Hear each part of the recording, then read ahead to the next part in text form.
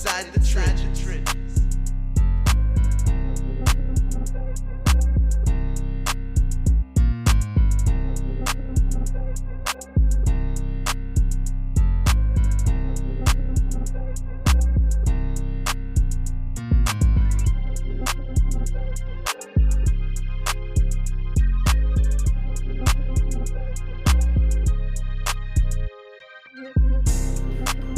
Inside the trenches.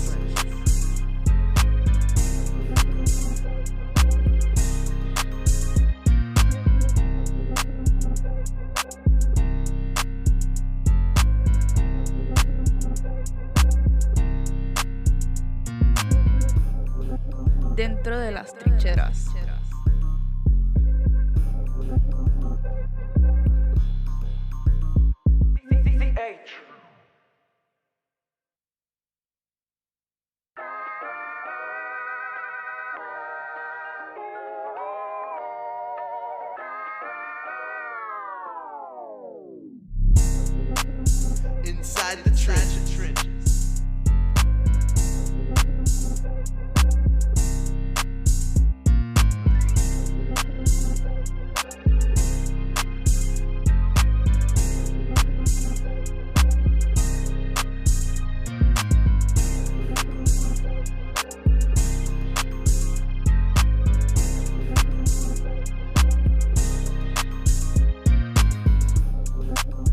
Inside the trenches.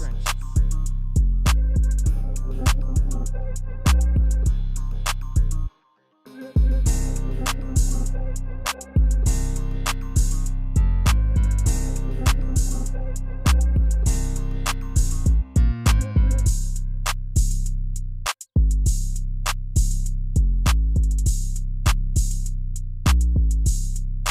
Dentro de las trincheras.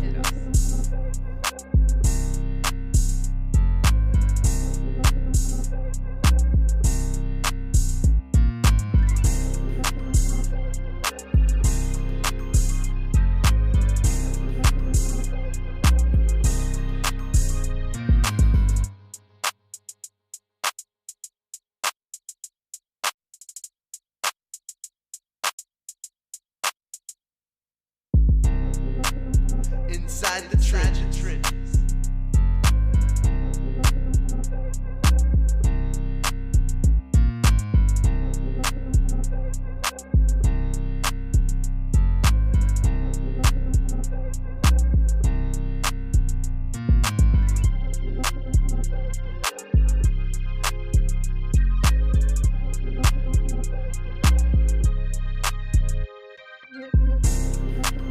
Inside the trenches.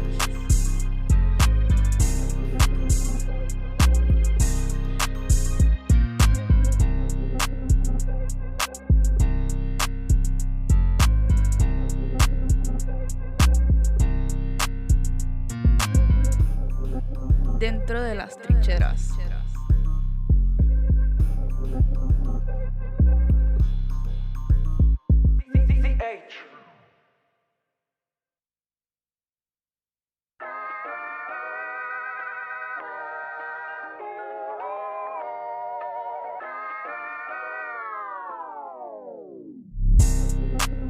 Inside the trenches.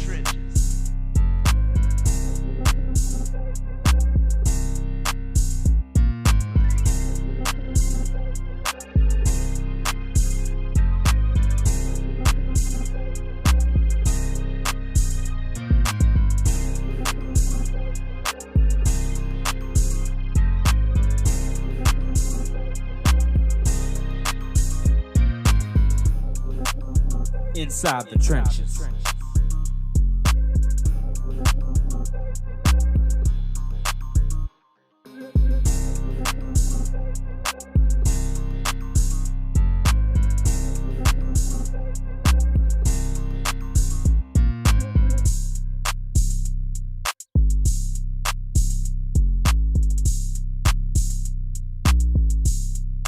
Dentro de las trincheras.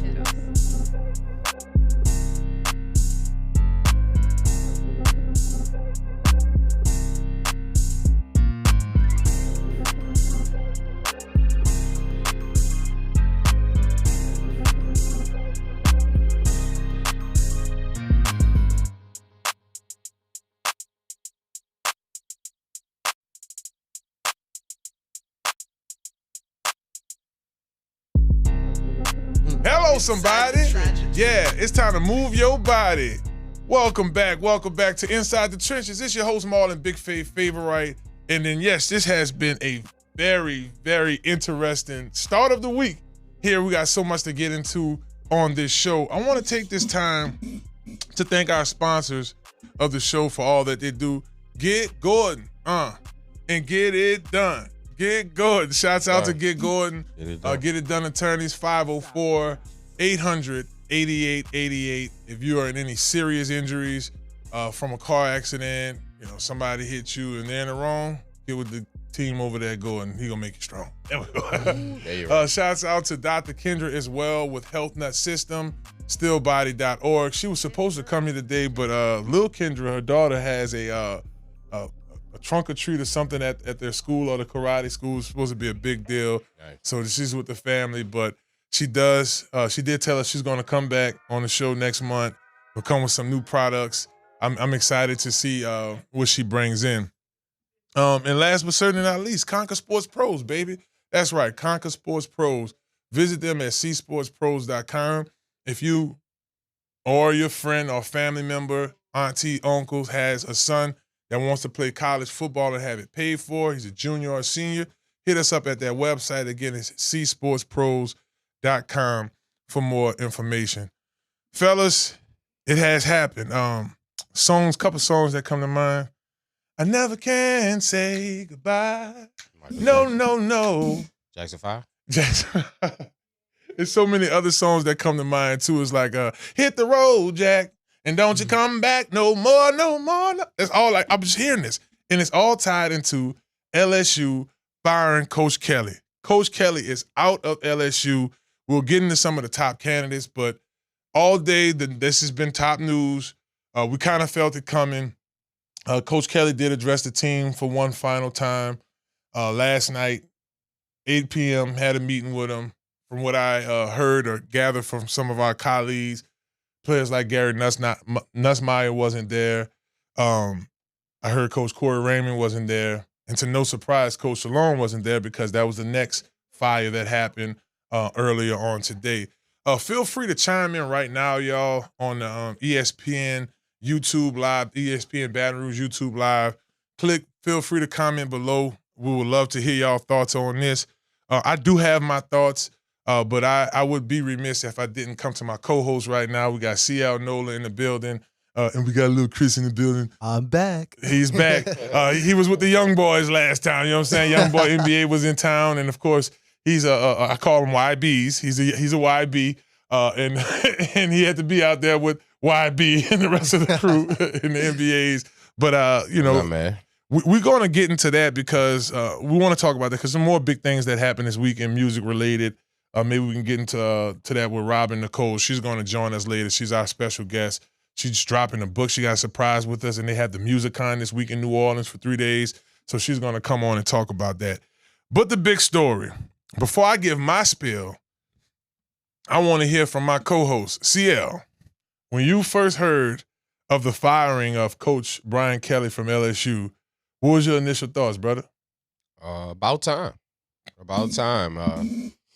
I don't sit in this chair and I don't bloviate about how smart I am or how into the culture I am and what was the disconnect. I mean, it was obvious. 85% communication is nonverbal. And we all know football is an emotional game. And you could just see the nonverbal communication on the sideline between coaches and players. And it was truly a disconnect. And I'm sorry that it happened so late because I told y'all last year he was on the hot seat for this year. And I'm just sorry it took $58 million to get it done. Yeah, 54. And I got some news about that too. I've heard some stuff about that as well. Chris, your spill when he say plus tags. Hey, he ain't lying. Plus tags. So Chris, give me your spill. When you went to the game this weekend, you were at the Saints game and the LSU game this weekend. That's correct. So were you in the section of students that were saying fire Kelly? I was in that area. Okay, but I was at the game though. Yep. Okay. So how did it go, man? Like your thoughts on when Coach Kelly ended up getting fired? What was your initial thoughts? like CL said, long time coming and should have been sooner. And I've been saying this too pretty much since last year as well.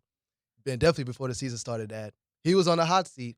And to add to that, if he doesn't make it to the SEC championship game or the college football playoffs, like I think he's done. Because, I mean, you were a head coach for the LSU Tigers. Like, of course, we're going to have high expectations from you. Yeah, I just didn't think he was built for the SEC. It's different, being a coach like at Notre Dame. You might a little bit of an easier schedule, maybe play like 1 or 2 ranked teams per season versus, being a coach at LSU in the SEC when you play 5, 6, 7 ranked teams per season. And I just didn't. He's a good coach, but I just didn't think he was built for that. And I think the time finally had come. Well, Chris, I think I'm going to start there. It's a certain standard that we hold here at LSU. Absolutely. And we've held this standard for years. Almost from when he first got there, I felt like Coach Kelly wasn't the man for the job. Now, as I sit here, I work for LSU Sports Radio, which is directed with the team. We're the team's network in terms of pre- and post-game. Shouts out to my co-host, Brandon Taylor, DBU member, and also Hunt Palmer. And something really caught my attention when I was talking with Hunt and them. Like, me and Brandon's brother, Curtis Taylor, we got to LSU in 2004 together, and we both left. We both exercised our red shirt, and we both left on our 5th year. So I was teammates with Brandon's brother for 5 years. 1 year with Brandon, but me, Hunt Palmer, Brandon Taylor, we've been working with LSU Sports Radio. We've been teammates now for 9 seasons, me and Hunt, and Brandon 8. You add his last year with LSU, I've been working with him for 9 years. So our perspective is a bit different at times, and I know shouts out to everybody who do listen to us on the radio pre- and post game. We really appreciate y'all for tuning in. But our perspective, we're able to give our opinion, but we got to kind of soften it up when you're talking about the head coach. Well, he's not the head coach anymore. Right. Coach Kelly, we appreciate your time here, brother. You do have some highlights where we will push out here in a second, but he just never was for the culture. He never fit the program. Since 2000. So, and I'm not saying as far as I can remember. There was some build-up errors. I got a text during our radio spill from Miss Debbie. And y'all, excuse me for being a little lengthy here. I'm being lengthy here on purpose because I want our listeners to really understand where I'm coming from in regards to the program's expectations. Miss Debbie, I won't reveal your age, but she said she'll be making an age here soon that's older than us. But she did refer to like Coach Curly Holman in the DiNardo days. And she thought back to that. She said she don't remember it being this bad. Now, here's an older lady that says she don't remember it being. So I pay attention and I believe in vantage points, y'all. I think vantage points do matter. So I'm riding home that night. By the way, it's 2:30 at night. We just did the post game and I'm headed back to New Orleans. And I'm just kind of thinking about how this thing may potentially play out. And I just thought about the different things that I've heard from Coach Kelly, the different things that I know about Coach Kelly, and he's just not a good fit for the culture. Nope. And never was. The one moment that really hit me hard was when he first got there. And it's okay to fire a person or go a different direction with a program, but it's a way you do it. And the way he fired Coach Tommy Moffitt, our strength and conditioning coach, I lost a lot of respect for him right there. Not only did he tell him to leave right then and there, but he made that man got kicked out on the day it was raining. He unpacking his office and loading his room, his stuff in the rain. It hurt that man to the core. Me and Brandon Taylor's livid about that. But we have a job and we have to respect that man. I grew to somewhat appreciate the direction Coach Kelly was headed, but that moment never really left me. Because Coach Moffitt was the foundation of LSU's football program, even in the Nick Saban days. Here's a man who's a foundation. And let me give y'all a little different perspective, a player perspective. We spent much more time with Tommy Moffitt than we did with Nick Saban and his staff, than we did with Coach Miles and his staff. And as a broadcaster, I've experienced the last two coaches. We spend more time with Moffitt. Moffitt had us grind our tail off. He made sure we was in shape. He made sure that not only did we lift, but we conditioned our tail off. When Coach Saban was there, it was brutal. Man, CL, dog, we used to be running them 110s was one thing, like 26 110s, whatever. One time guys was bending over, tying their shoes, out of breath, tired, missing their time. One time I did 36 of them things. And Moffitt dared us to miss one of them, right? And then on Fridays, only thing really saved me was Club Key West. Shouts out to Key West back in 2004, the pre-Katrina years. You heard it. Only thing that saved me, because the memory and the in my mind, I know it's Friday and we get to go home. I don't have to be back till Sunday evening. When I get home Friday, we're going to Club Key West that night. So these 110s and these stadiums didn't faze me. Why? Because I knew I was going to be able to have fun that weekend. But when we used to run those stadiums, we ran snakes. You was at the game, all the way up, down, all the way up, down. That dude made sure. So that's how we won championships. Y'all want to know the secret sauce? The secret sauce is undefeated right now in Texas A&M. Oh, yeah. That's the secret sauce. Oh, yeah. And you had that man get out here and you hired your guy, which Coach Moffitt has a lot of respect for him. And look, brother, but you're not Moffitt. You're not Moffitt. And I started to slowly but surely see this team get soft. Yeah. Super soft. The opposite of physical. The opposite of physical. And CL, while we on this subject, bro, and I'm coming to you next, but I really want our listening audience to understand as our viewers. We love y'all too.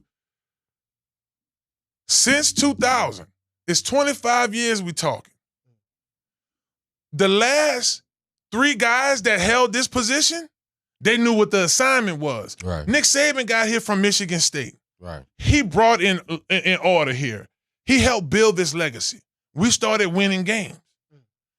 In 3 years, he got a national championship.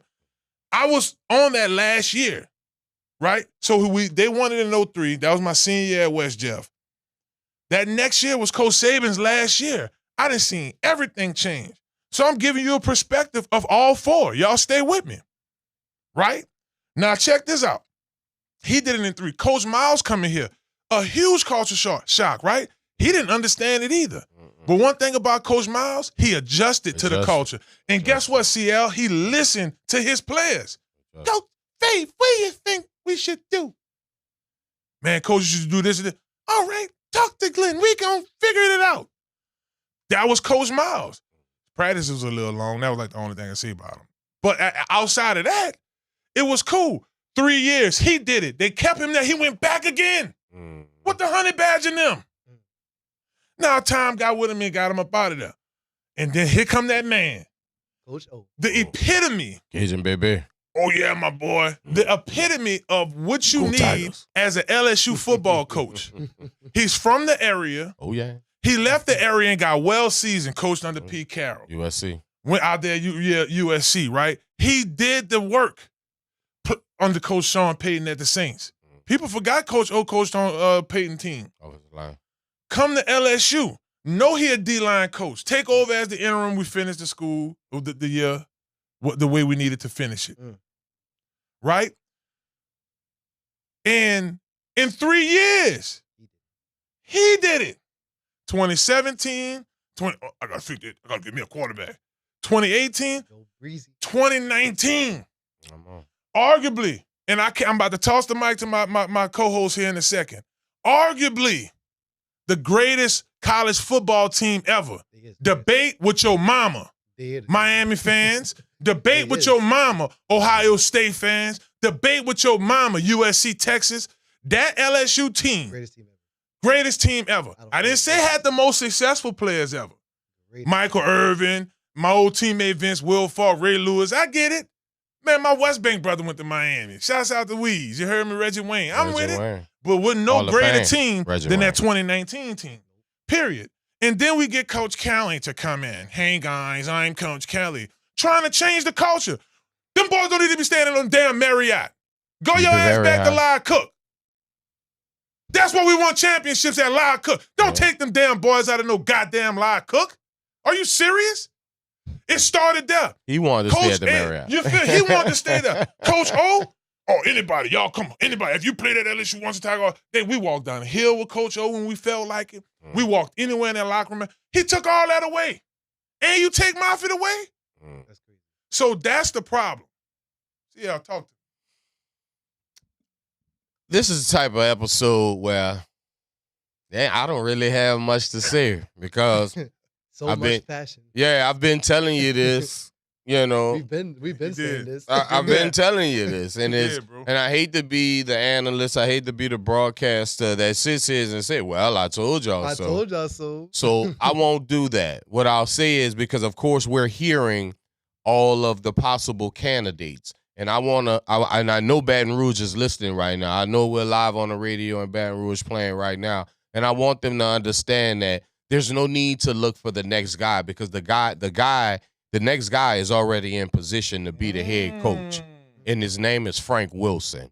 There is not another coach in America that is more in tune to Louisiana football, Louisiana culture, as well as Louisiana athletes, if they're worth any salt, that is, right? This man, as in Coach Frank Wilson, he is the quintessential best thing for LSU.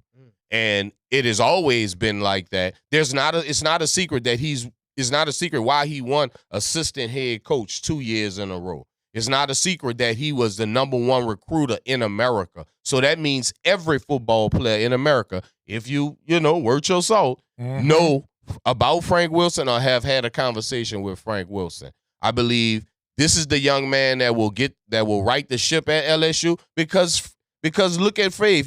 He's 100% right. It's about culture. It's about the actual inside of the state of Louisiana. LSU is the beacon of Louisiana. And when it's not right in Baton Rouge, it's not right in Louisiana. And that's why Kelly is out. Louisiana. Because they could have gave him to the rest of the season. $58 million, $54 million, it's the same amount, no matter if they waited to the end or they did it now. I'm glad they did it now. It could have happened a little earlier, but Frank Wilson is the guy for the head coach position at LSU. And don't listen to me. Actually, listen to your players.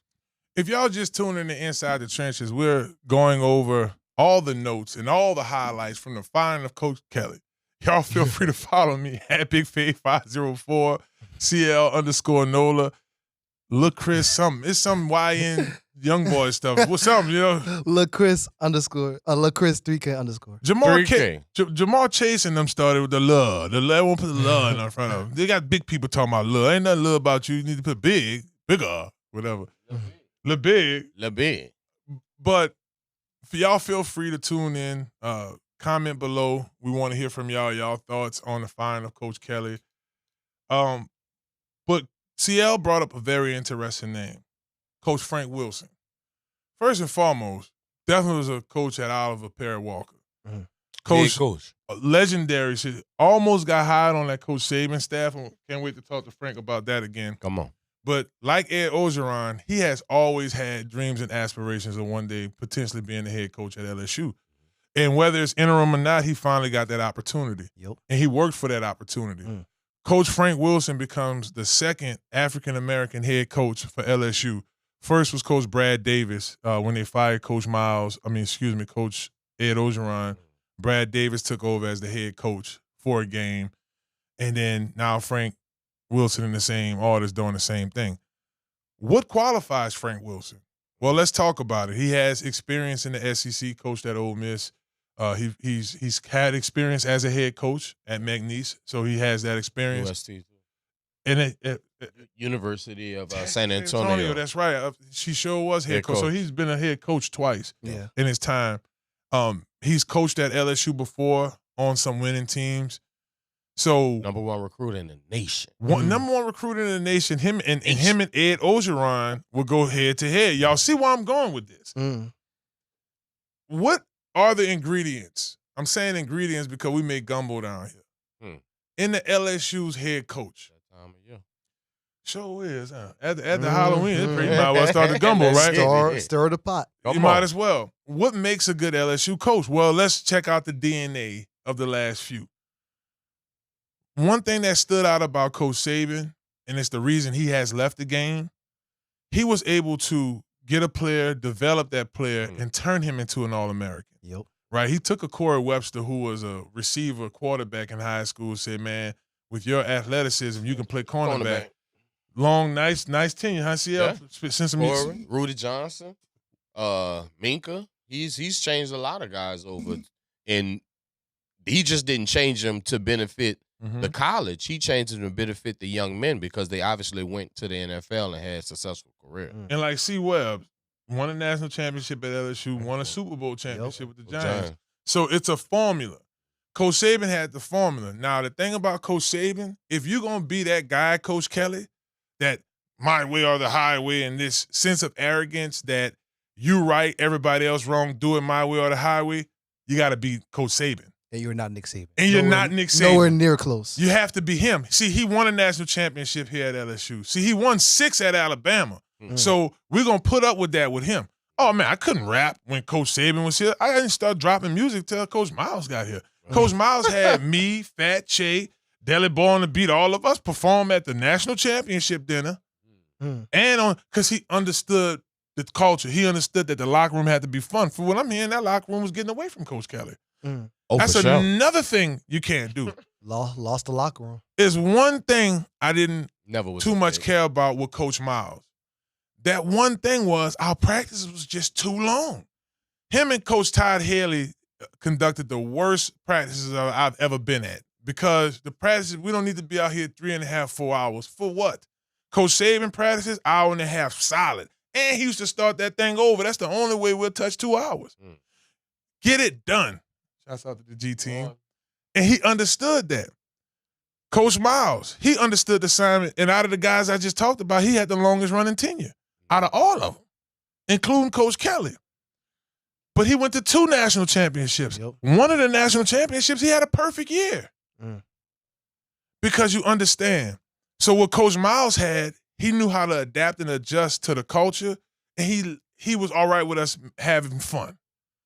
You know, he understood that. He knew I was making music in the off season. He knew I was performing. He trusted me. He knew that was my thing, long as I wasn't lacking on the field. Never got caught lacking. Now I'm gone as a player. Now I'm a broadcaster. But I got a long, long history with Coach Ed. I almost went to USC. Almost went there. He almost had me. That dude know how to recruit for real. So he get there, saying, come on with us. It's the same relationship. But here's a man who's the epitome of what this job entails. He understands the culture like the back of his hand. He helped create the culture, to be honest. He really did. He brought back some of Nick Saban's, evaluation, the way you look at film, and he did it in 3. We bring Coach Kelly in here, and all I heard was this. We're going to go to a national championship. We're going to be in a, and that was it. So first he didn't want to pay to play. Then he decides to pay to play, and then it doesn't work out the way he thinks it. So now he loses the players. He loses the locker room.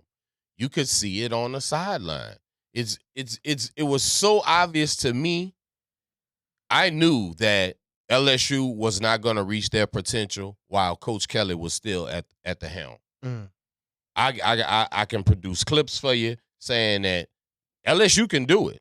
They can win these last games, minus Coach Kelly, because they have the talent. The talent is there. The coaching is there. The band booster is there. The $1 million band boosters are there. The people to buy you out are there. Oh, yeah. LSU has everything they need to be as successful as they need to be. It's coaching. And now he's gone. And to pick a bit up on that, Weezy out of here. Weezy out of here. But yes, and I agree with y'all. We definitely need a coach that's gonna fit the culture. And I love the things y'all saying about Frank Wilson right now, St. Aug alum. Shout out to him. The truth don't care where it come from, baby boy. Damn, that's real. That's real spill. And Frank, let me tell you something. I do believe I wouldn't be surprised if Frank go out there and he beats Alabama. You got a week to prepare. Oh, yeah. They're gonna be fired up. You know, one thing I know Frank gonna do is he gonna pick a back and he gonna stick with him. Frank, by nature, if you know anything about Frank Wilson, he was a running back at Nicole, and then he ended up going to St. Aug. He was a running back, one of the best to actually play in Louisiana. But that's a whole nother story for another day. You Google it. But and of course he was the running backs coach, but he's gonna settle on a back and he's gonna give that back carries to create some type of momentum going forward. Because that was the problem with LSU. I used to pull Fave on the side and say, Fave, when the last time you seen LSU run power this year? You know, they just weren't being LSU up They weren't front. being physical. They weren't being physical. Yeah, we Fave noted about Coach Moffitt in the strength and conditioning situations. They just weren't physical. And so now we know Frank knows the ills, and now he's identified. Man, I just tell you one thing. I wouldn't want to be an LSU player at practice right now because Frank is going to make sure that there is no stone unturned when it comes to – and guess what? We got a whole week off with a bye. You talking about 110. Yeah. No. See, I do think that Frank is going to meet the players where they at. Oh, for sure. But he's, like, to your point, he's going to hold them to a standard. Like, Oh, yeah. Because, I mean, he has to make an impression. He has to make a positive impression. All these 5 stars, now it's time. It's time. Mr. Green, even though he's been producing, they finally figured out maybe he should touch the ball 7 times. But Mr. Berry, how about Mr. Berry get 20 carries? Imagine Harlem Berry with 25 carries. And that's it. You understand what I'm saying? We're talking about the fire so much, but we forgot about the last game. You know, like, Yes. that's one of the things that stood out. Punched the them running out. was working. Yeah. Coach Salone got away from it. Yep. Even Coach Kelly, you saw him mouthing off at him. Why we keep doing that play? He kept throwing the. It's almost like he was like hoping that it pop. The shoes got too big for him. Yeah. You know, they make the quarterback change. Van Buren come in at one drive and light it up. You know, so I think that did it too. You know, Works against the locker room. It worked against the locker room, and now all the players like. But I want to talk to our viewers. I got this off of our 104.5 FM Baton Rouge's Twitter.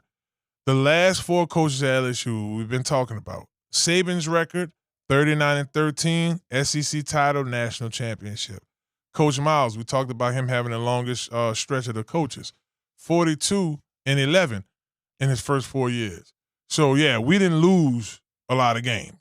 Matter of fact, the years he was with us, so I did 4 with Miles, right? We lost 2, yeah. Those 11 games, his record would have been better in his first few, but Ryan Perilou, shouts out to RP, we lost him my 5th year, which was Miles' 4th year. So that's why it's 11. Coach Ed Ogeron, 40-9. Coach Kelly, 34-14, and he was here 4 years. No SEC title, no national title, and all those other guys had it. It's the standard that we hold here at LSU, and that's just what it is. But man, y'all, we got so much to get into today, y'all. We're gonna go around the NFL next. Segment 3, we're gonna have Rob and Nicole come on, and y'all definitely stick around. We're gonna talk about the Saints as well. Well, you know, I just want to shout out to JTL in the comments, brother. You're 100% right. A coach like Calvin Shepard would be an ideal candidate as well. The only problem is with that is he's now the defensive coordinator of the Detroit Lions. So I'm not sure if he's willing to step back. Right? There ain't no stepping back. What you talking about for what job? Head job? For the head. Well, you realize he's the defensive coordinator for an NFL This team. is a good job. His next step up would possibly be head coach of an NFL team compared to if he steps back, he could be a head coach of a college. I don't know about that. I think from a defensive coordinator in the league to a head coach in LSU, that's a step up. And I do like it now. I see what you're talking about in terms of level. Right. But you know how much he'll get paid as the head coach at LSU? Oh, and then he'll have a head coaching job on his resume. But what you alluding to is, and it might not happen in the next few years, because this is his first year as a First year, coordinator. right. But he do have the potential of being an NFL head coach. Yes, No, definitely. So I see what you're saying on that. But big ups. Who made that comment? JTL in the comments. Shouts out to JTL, man. Yeah, right. That's a big time point right there. Well, look, y'all stick around. We gonna come back, talk a little more. Feel free. Big news today. Brian Kelly's out at LSU. Appreciate you on your time. I do want to, before we do get out, give me another 15 minutes. I do want to talk about some positive things about Coach Kelly. Okay. His first 2 years, he had Jaden Daniels, right? He did go to the SEC West. Yeah. Won the SEC West. Lost the SEC championship, but he went. Yeah. He didn't win it, but he went. And then lastly, he had a Heisman Winning Trophy quarterback. winner. So those are positive things. Also, the things that help him stay a little. Yeah, I was just saying. I'm just glad that he didn't affect it to the point where they didn't win the Heisman. You know, he didn't stay in the way to where they didn't succeed. So it wasn't all bad with Coach Kelly. No. It's just the simple fact is he did not understand the culture. He did not understand the expectation of LSU. You know, you can sit in front of any press conference and act like you understand. You can sit in front of any interviewer and act like you understand. Actions speak louder than words. But there it is. Actions speak louder than words. Well, look, y'all, we're going to go ahead and take a quick break. Y'all stick around. We got Rob and Nicole joining us later on the show, the inspirational specialist. And then check this out, y'all. We also going to go around the league, baby. That's definitely, we'll talk a little NFL, mix that up. Got a couple conversations. I got a few questions I want to ask these guys about. I realize this trade deadline week, so I got a couple questions for y'all. But it's Inside the Trenches, baby. Another big shout out to the Gordon McKernan Injury Attorneys. Get Gordon, get it done, baby. Call 504-800-8888 if you've been involved in any injuries. And we'll see y'all in a few. Hello.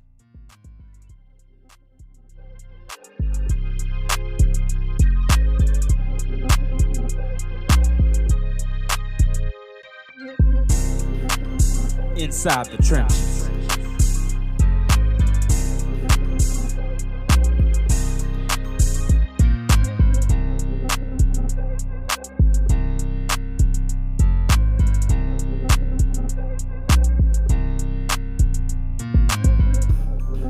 Dentro de las trincheras.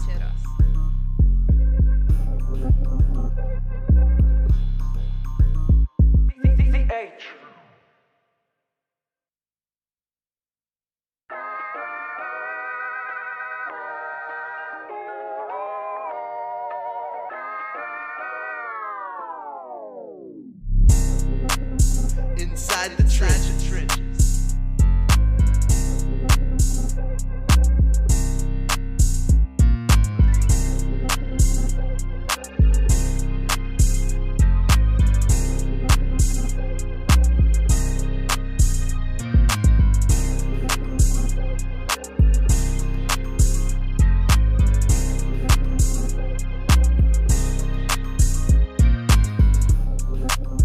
Inside the Trenches.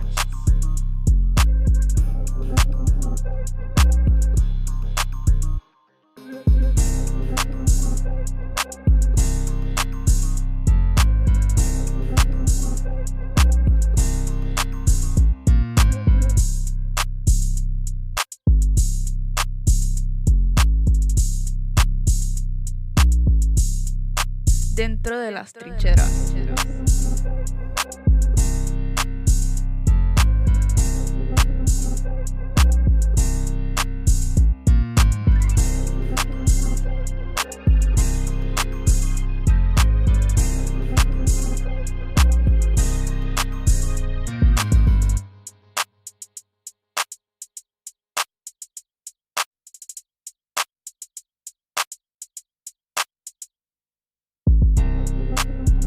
Inside the trenches.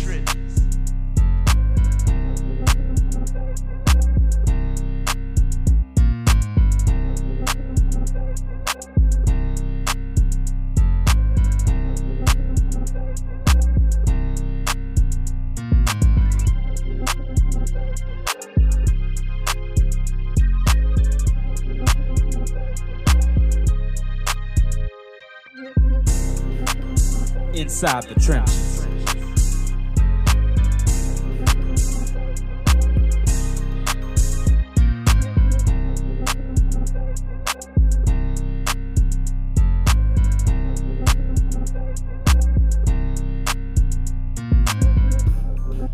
Dentro de las trincheras.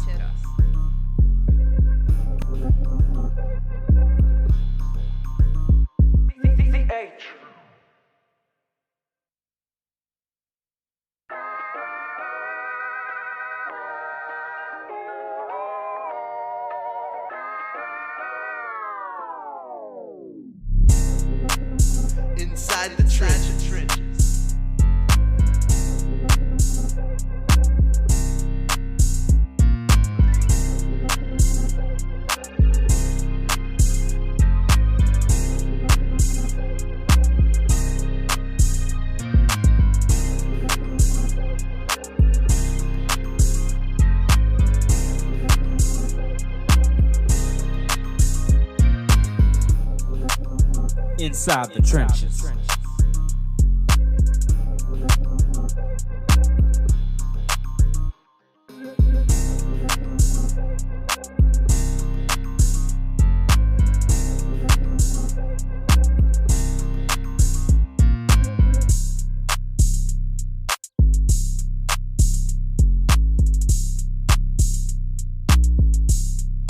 Dentro de las trincheras.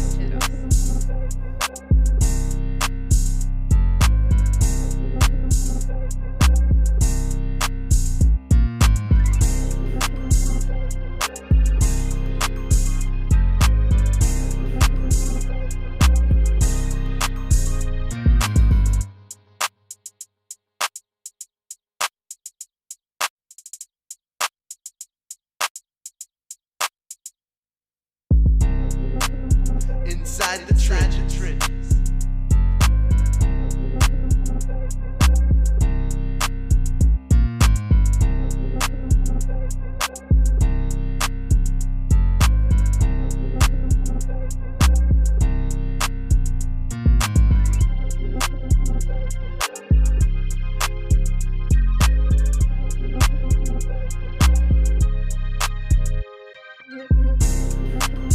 Inside the trenches.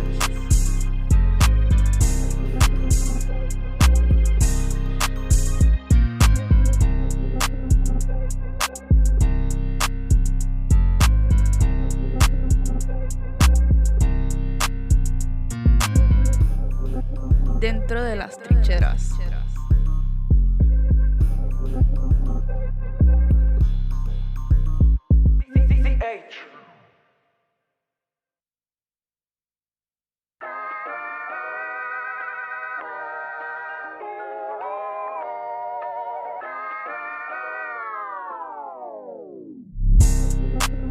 Inside the trenches.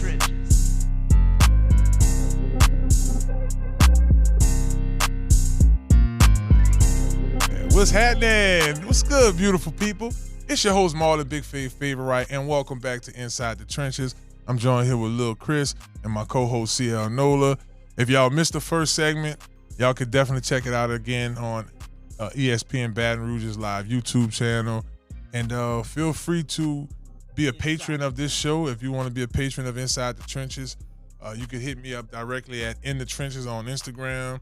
You can email us insidethetrenchespodcast@gmail.com, or y'all could just hit me up wherever. You could DM me at BigFave504 on my Instagram as well, and get us your information. We'd love to have you on. We want to take this time also to thank our sponsors, Conquer Sports Pros. Conquer Sports Pros, baby. Visit csportspros.com. If you have a young man who plays football, he's a junior or senior, and he's interested in playing college football, hit us up. We get that thing, we hook it up. You have to hook up. Holla if you hear me. Definitely. I can't wait till we join Robin joins us the next segment. We're going to talk a little bit of music. I told y'all I had that music con down here this week. Supposed to be a special guest. The special guest that they have at the music con this week actually was at the Versus this week. Ooh, yeah. So we'll definitely ask her about that as well. So, fellas, I want to take a little time to go around the league. Just a couple stories. We're going into, week 7 now? Yeah, we're going into week 7. No, week 8. Week 8. We're going into week 8. Boy, time flies, don't it? Well, actually, week 9. To be honest. Yeah, because of the bye week as well. Yeah. Week 9. So we're going into week 9. You have Halfway point. Yeah, we're there. We're at that halfway point of the season. A couple I hate talking about injuries, but the New York Giants were rolling, doing exceptionally well, and their star running back, Scatterboo, man, that was a nasty injury. So we pray for his recovery. I guess, yeah, my question for you is, how do New York adapt and adjust to this? Because, I mean, this kid was a big part of their offense. Definitely had to be counted for. Well, it's unfortunate that the young Scatterboo went down, but it brings up a huge point. The reality of the situation is he was a rookie that brought some flair, brought some excitement to a team, just like Dart, a young player brought some flair, some excitement to the team. But the reality of it is the New York Giants are a 2-6 football team. But do you see what the excitement does? It gives you the perception that they're doing better than what they're actually doing. They actually have a worse record than they had last year. Last year, they had a better record than this. So it just goes to show you what young talent does for a franchise. And it's unfortunate for the young Scatterboo because I thought he was on the way to a Pro Bowl. Your thoughts on, I mean, obviously this kid was on his way to a Pro Bowl. He brought a flavor of football back that we ain't seen in a while. That didn't cause his injury. It was a freak way that it happened for those who didn't watch it. Ankle not supposed to do that. Oh, man, that just – he's so tough because he just kind of was there like – And 2 weeks in a row to see Fred Warner's ankle snap and then obviously to see Scatterboo. Right. That's not even a snap. That's a dislocation. And I'm sorry, guys. I don't mean to be graphic. No, it was messed up. What's your thoughts though on this New York Giant team? Do they decline after this? Is Jackson Dart the answer? I mean, they got a good D line. What's your thoughts on them moving forward in the season? I think the excitement might tone down just a little bit because Cam Scatterboo, he's not only like he's been great for them, but like he's like the linebacker for the team. He's the heart and soul of that team, and he gets them fired up every single week, brings them excitement along with Jackson Dart. And when you lose a guy like that, it definitely does hurt. But now you just have to rally around him and have that next man up mentality. And especially they have a great D line. Exceptional D line. Oh, great D line for sure. So they have some guys. And the excitement of, like I said, the excitement of Scatterboo and the excitement of Dart makes you totally forget that Malik Neighbors was on this team, and now he's out for the year. So, this is the type of season, and no one feels sorry for the Giants because this is a war of attritions.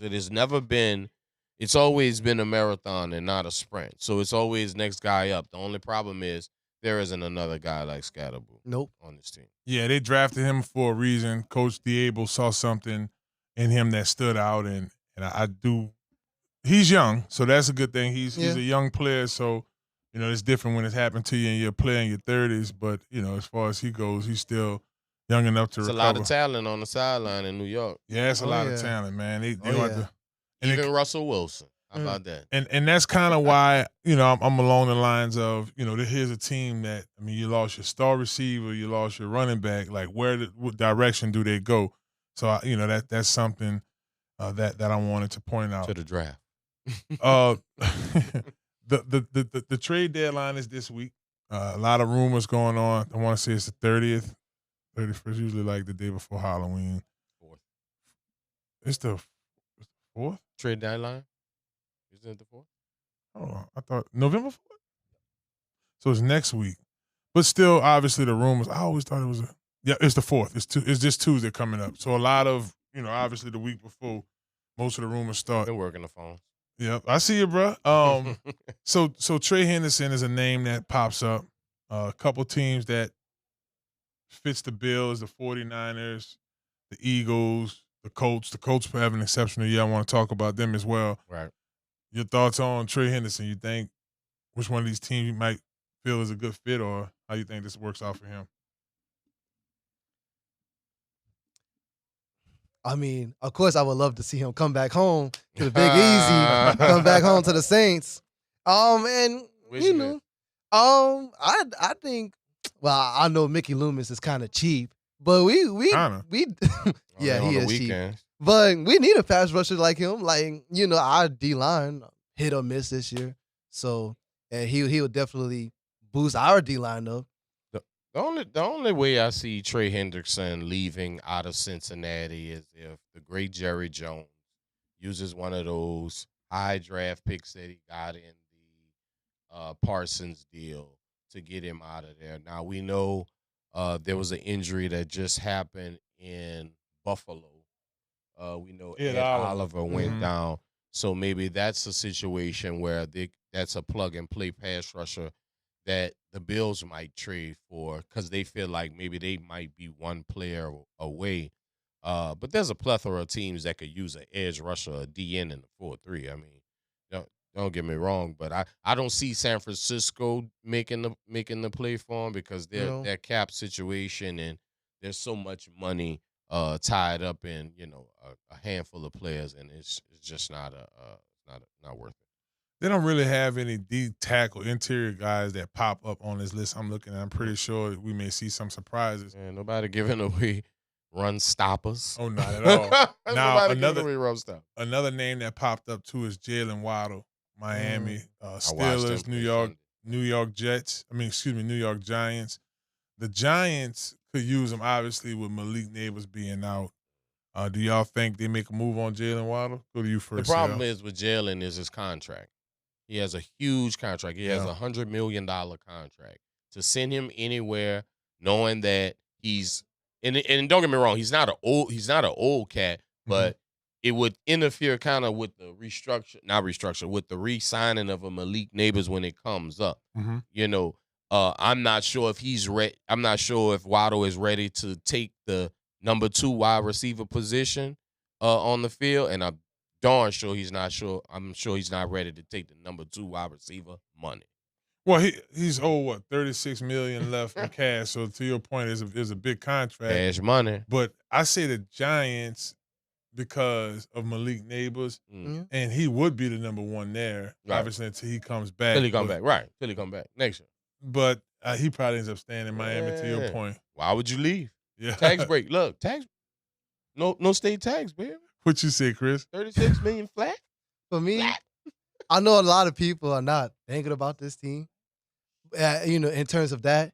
But, I mean, why not the Indianapolis Colts? I mean, they have a high-power offense already with Jonathan Taylor and Daniel Jones, decent wide receiver Michael Pittman. Why not add Jalen Waddle on there? I think that's the reason.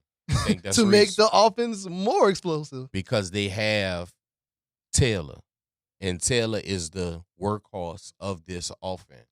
And I don't think they want to spread it out.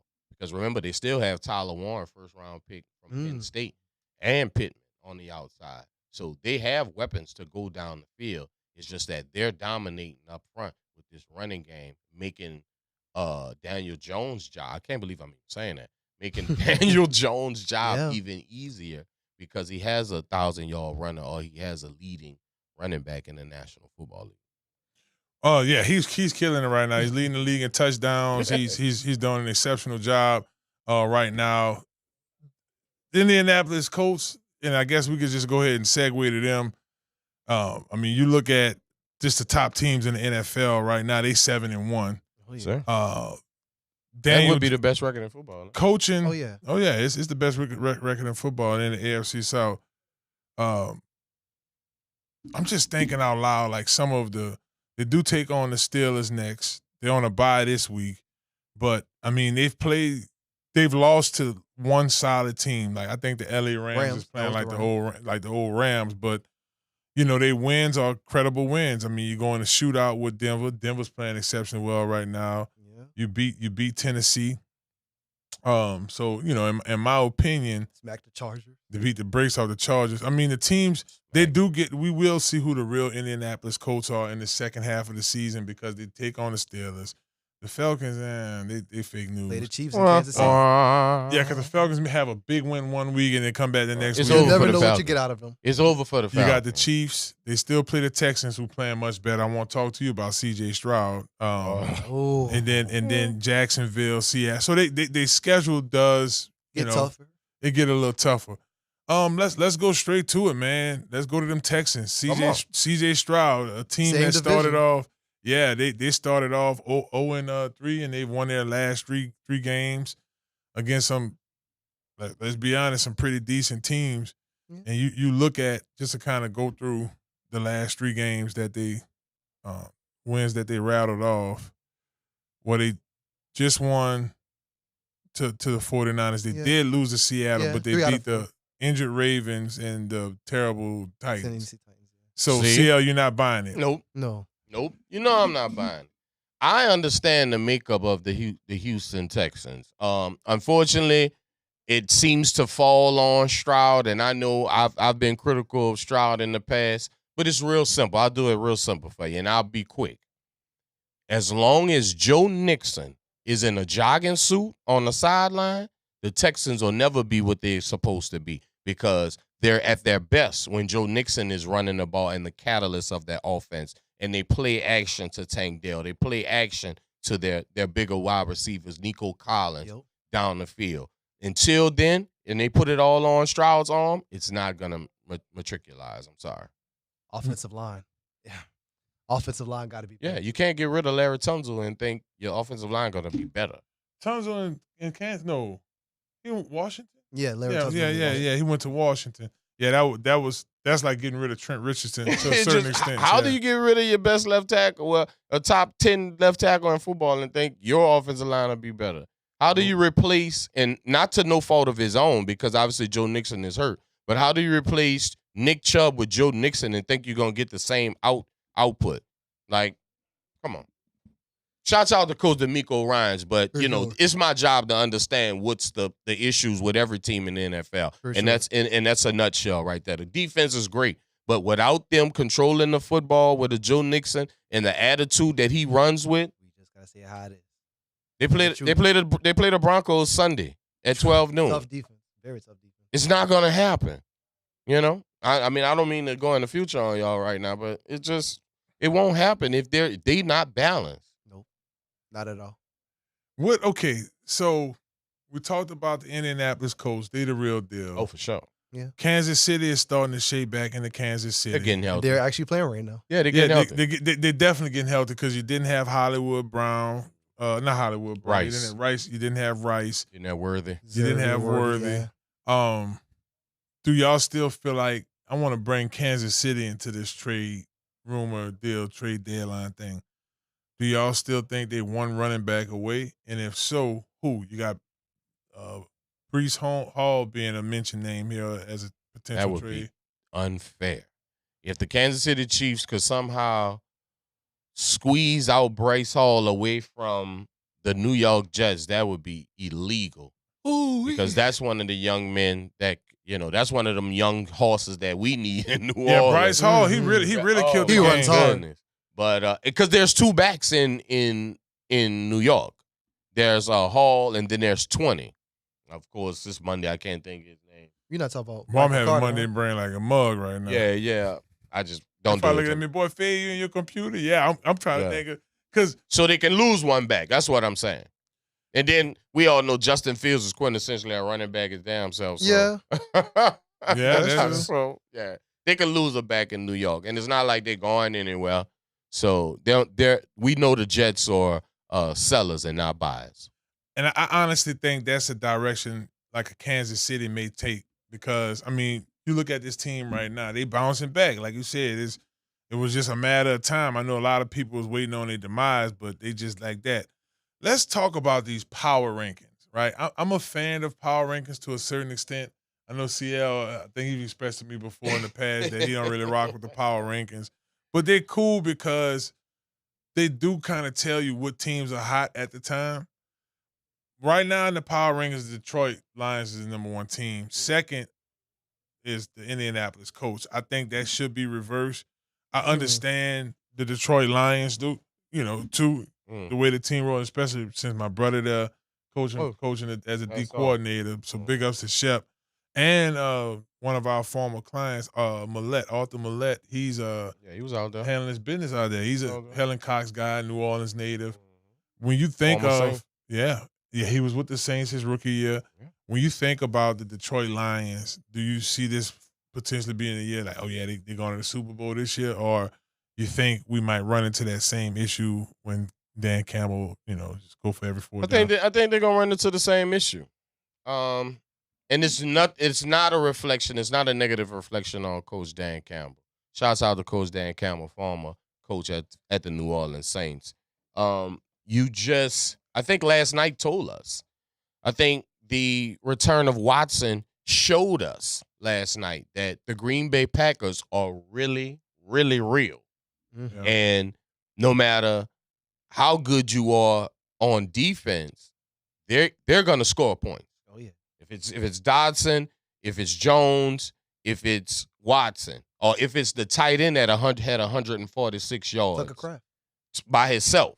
So they're gonna score points in Green Bay. I just think when it comes down to two good teams playing each other, coaching seems to always be the determining factor. And to answer your question, no, I think they're gonna do the same thing. I'm laughing, bro, because they so equipped, right? You got the defense for it. You definitely got the running game. Shouts out to Gibbs. He killing it for me in fantasy. Shouts out to Montgomery. We got about 1 minute and 30 seconds here, but I want to talk about one more team, the Philadelphia Eagles. To me, I think that they are their two losses came from New York. Nobody was prepared for Scatterboo, right? And then they lost to the Broncos, who leads the NFL in sacks amongst defensive linemen. Big ups to my boy B.T. Jordan holding it down as a pass rush specialist for that team. Yes, sir. They take on the Packers this week, then they got the Lions, then they got the Cowboys. Those three games are really telling, especially the first two. CL, I'm going to come to you first. Philadelphia, they real news. They back in the Super Bowl again, or you're looking at a team who may not even be the best in their division? I don't know if they're back in the Super Bowl, but they're definitely a real team. And what we know about the NFL is that you're only one play away. I don't know who the Philadelphia Eagles are without Jalen Hurts. I don't know who the Philadelphia Eagles are without A.J. Brown. So we'll see. I don't know who the Philadelphia Eagles are without Saquon Barkley. So being at this halfway point, they've been fairly healthy throughout the season. We'll see on that second half. I've heard that name A.J. Brown pop up in a couple of Trade. Yeah, but ain't nobody going to pay that money for him. That's Right. the thing. His Hey. boy's contract. We talk about $100 million. Wow. I heard Patriots. What you say? We got about 10 seconds left. What you say? Stunt to grow the booty. I feel like as long as the offense can keep producing, I think the Eagles can be fine throughout the rest of the season. But Deep in the playoffs, or probably divisional round right now. all right. Because they're going to get exposed on that back end for with some sure. safety. Good point. I don't. Well, y'all, that was us going around the leagues. Once again, big ups to Conquer Sports Pros. Visit C Sports Pros. If you got any high school juniors and seniors looking to get recruited, again, that site is csportspros.com. Y'all don't go anywhere. When we come back, we'll be joined by the inspirational specialist, Nicole. She's going to talk to us. She got a nice book for us here. We got MusicCon this week. They had the Versus battle. We got so much to talk about with her. Y'all stick around. It's Inside the Trenches on ESPN Baton Rouge YouTube. Hello, somebody.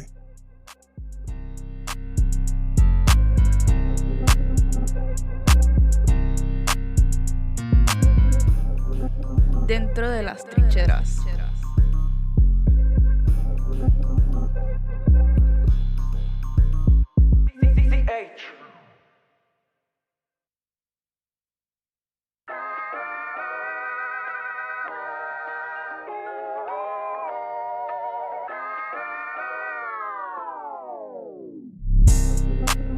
Inside the trenches.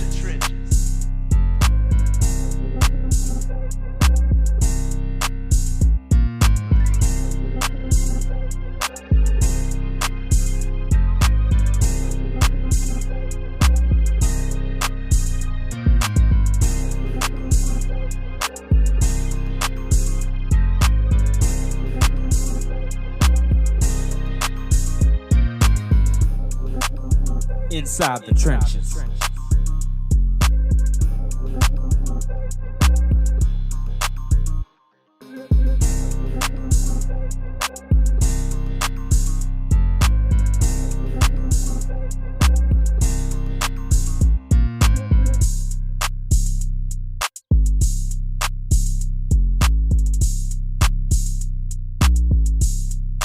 Dentro de las trincheras.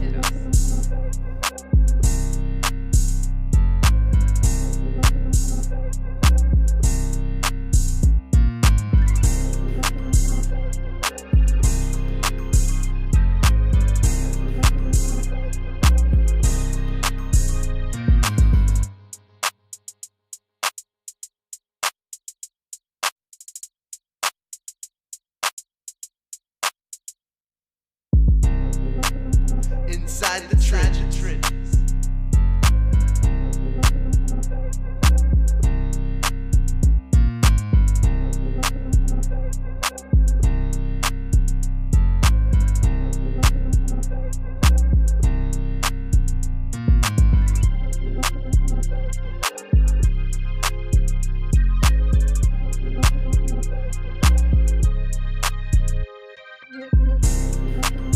Inside the trenches.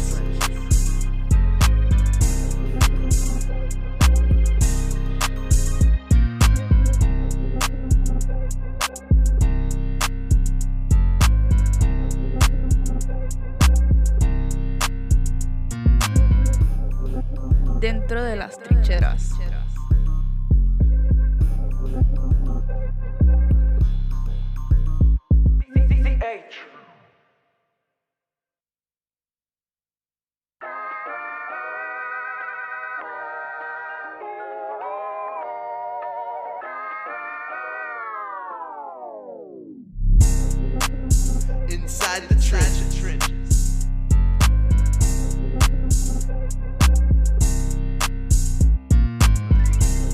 Inside the trenches.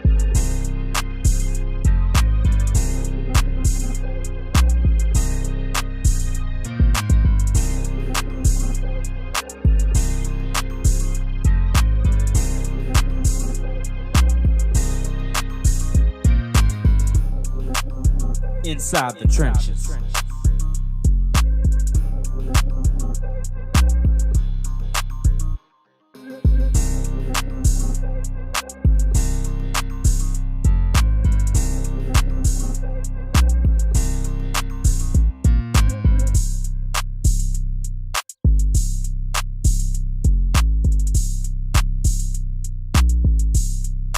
Dentro de las trincheras.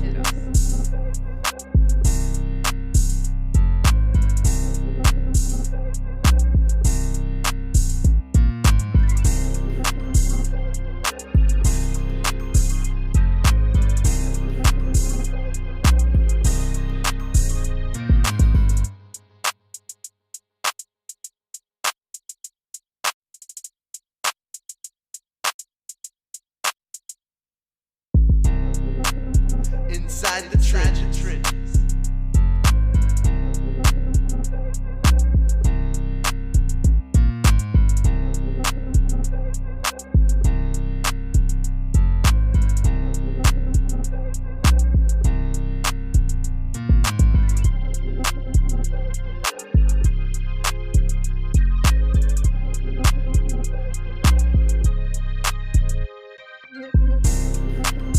Inside the trenches.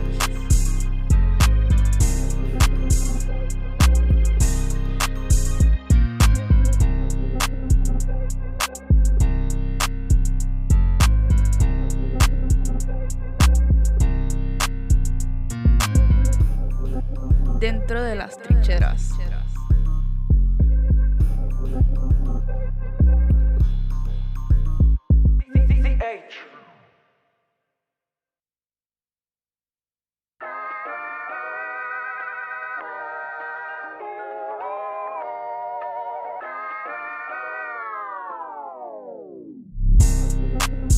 Inside the trenches.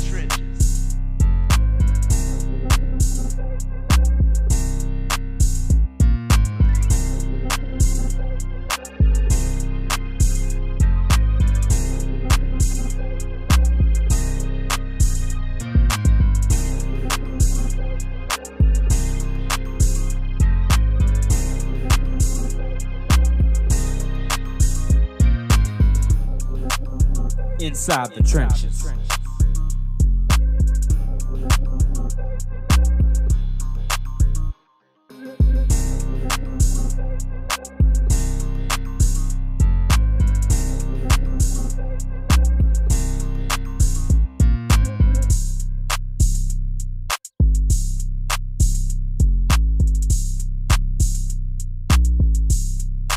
Dentro de las trincheras.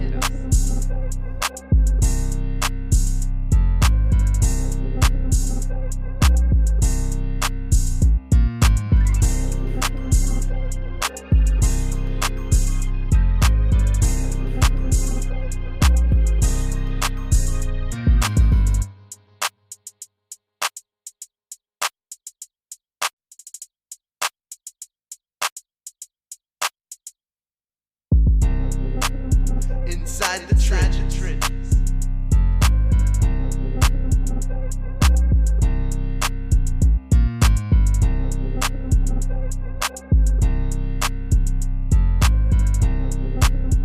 Yeah. Welcome back. It's Inside the Trenches. Right here, hour 2. Y'all know in hour 2 we turn up. That's what we do around here. And there's a lot of stuff going on in the state. Some of it's positive, some of it's a little negative, CL. Well, our next guest is coming, all the great stuff, all the inspiration, you name it. She's the inspirational specialist, owner and operator of Track That Sink, and I can't wait to talk to her about that as well. She'll be a major key factor in the MusicCon this week, and she dropped over a little gift for y'all, for all of us out there. Okay. Let's give a warm welcome to Inside the Trenches, Robin Nicole, Jazzy girl. Hey, what's welcome, up? What's up? What's up? What's up? Well, it's really a welcome back because Yes. it's been a minute since we had you. So let's start here, Robin. You have a new book that's out, and I was in the hallway talking to you about it earlier. It's very NOLA inspired. Talk to our viewers about the book. Can I grab it? Can we look at it while we're talking? Okay, so this is basically inspired by There's your camera. where I'm at. Okay. Hey y'all, what's up? So this is basically inspired by when I lived in the CBD, and it's basically like the world outside my window. And I'm from the West Bank, cruising down the street.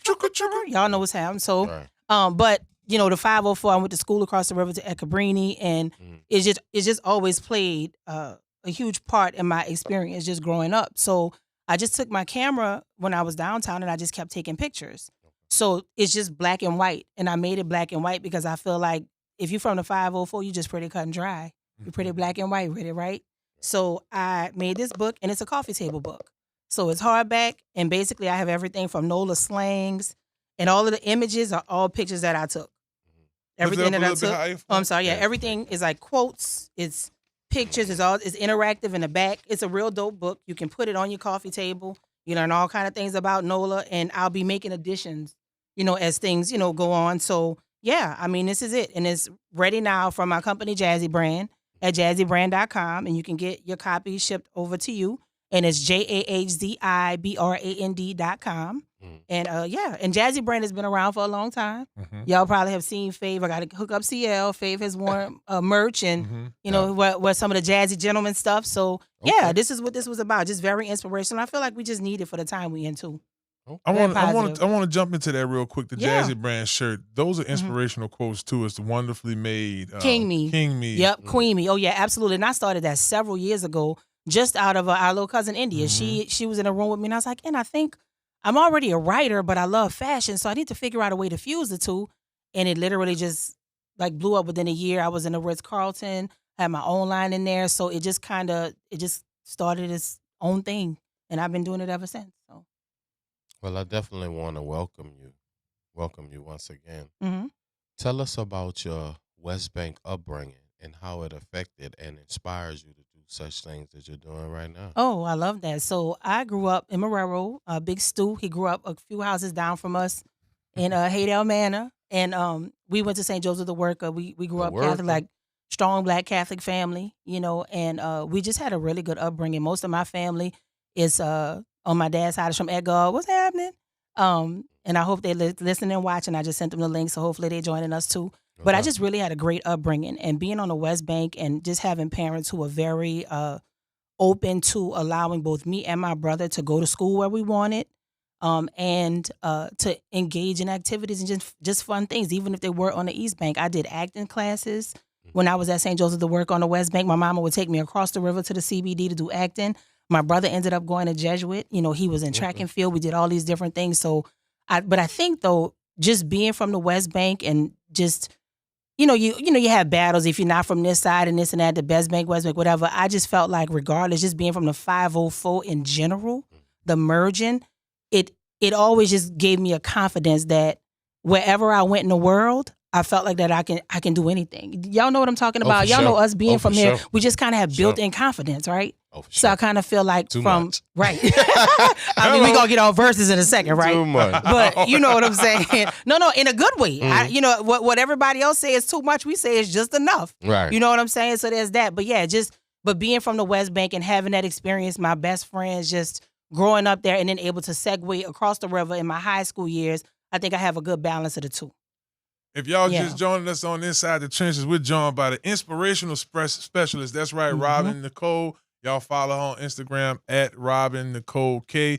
And also follow Track That Sinking and Jazzy Girl Brand. Y'all can follow those on Instagram as well. Yeah. Track That Sinking. I want to segue Yes. to that because it's something you actually introduced me to for a while. My viewing audience know I do a lot of music. Yes. And you like, God, you're leaving a lot of money on on the the table. table. You- You need to focus on doing songs that could get synced. And I actually have a few that may potentially be placed Yeah. through linking up with you. Talk to our viewers. Yeah. It's musicians that And watch the please show, too. explain. Oh, sync sure. I'll in totally to the- explain it. Explain So, to them as well. So here's the thing. So sync licensing is when you get music into movies, TV, and film, video games, ads, commercials, anything that requires some type of sound recording, and you can get paid for it. Okay.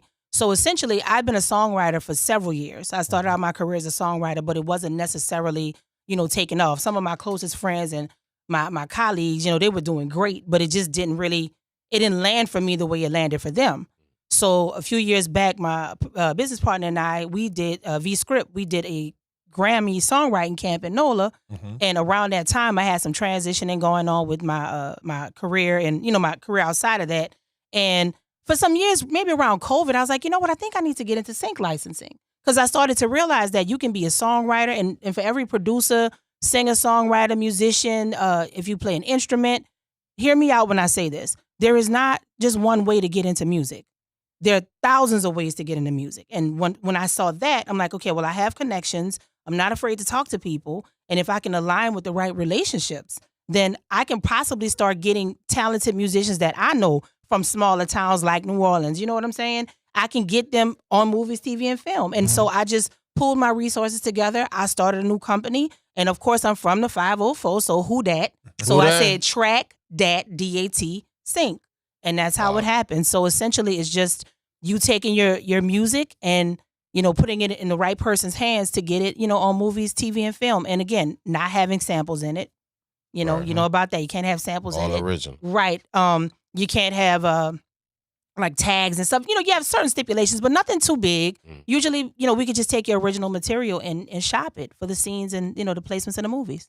No, that's pretty cool. And, Yeah. and I've been into it last couple years, CL, and finally got some, because it was a lot. Like my biggest record, I couldn't place it Yep. because of the samples in it. So it's kind of like, it was a learning experience for me too. Yeah.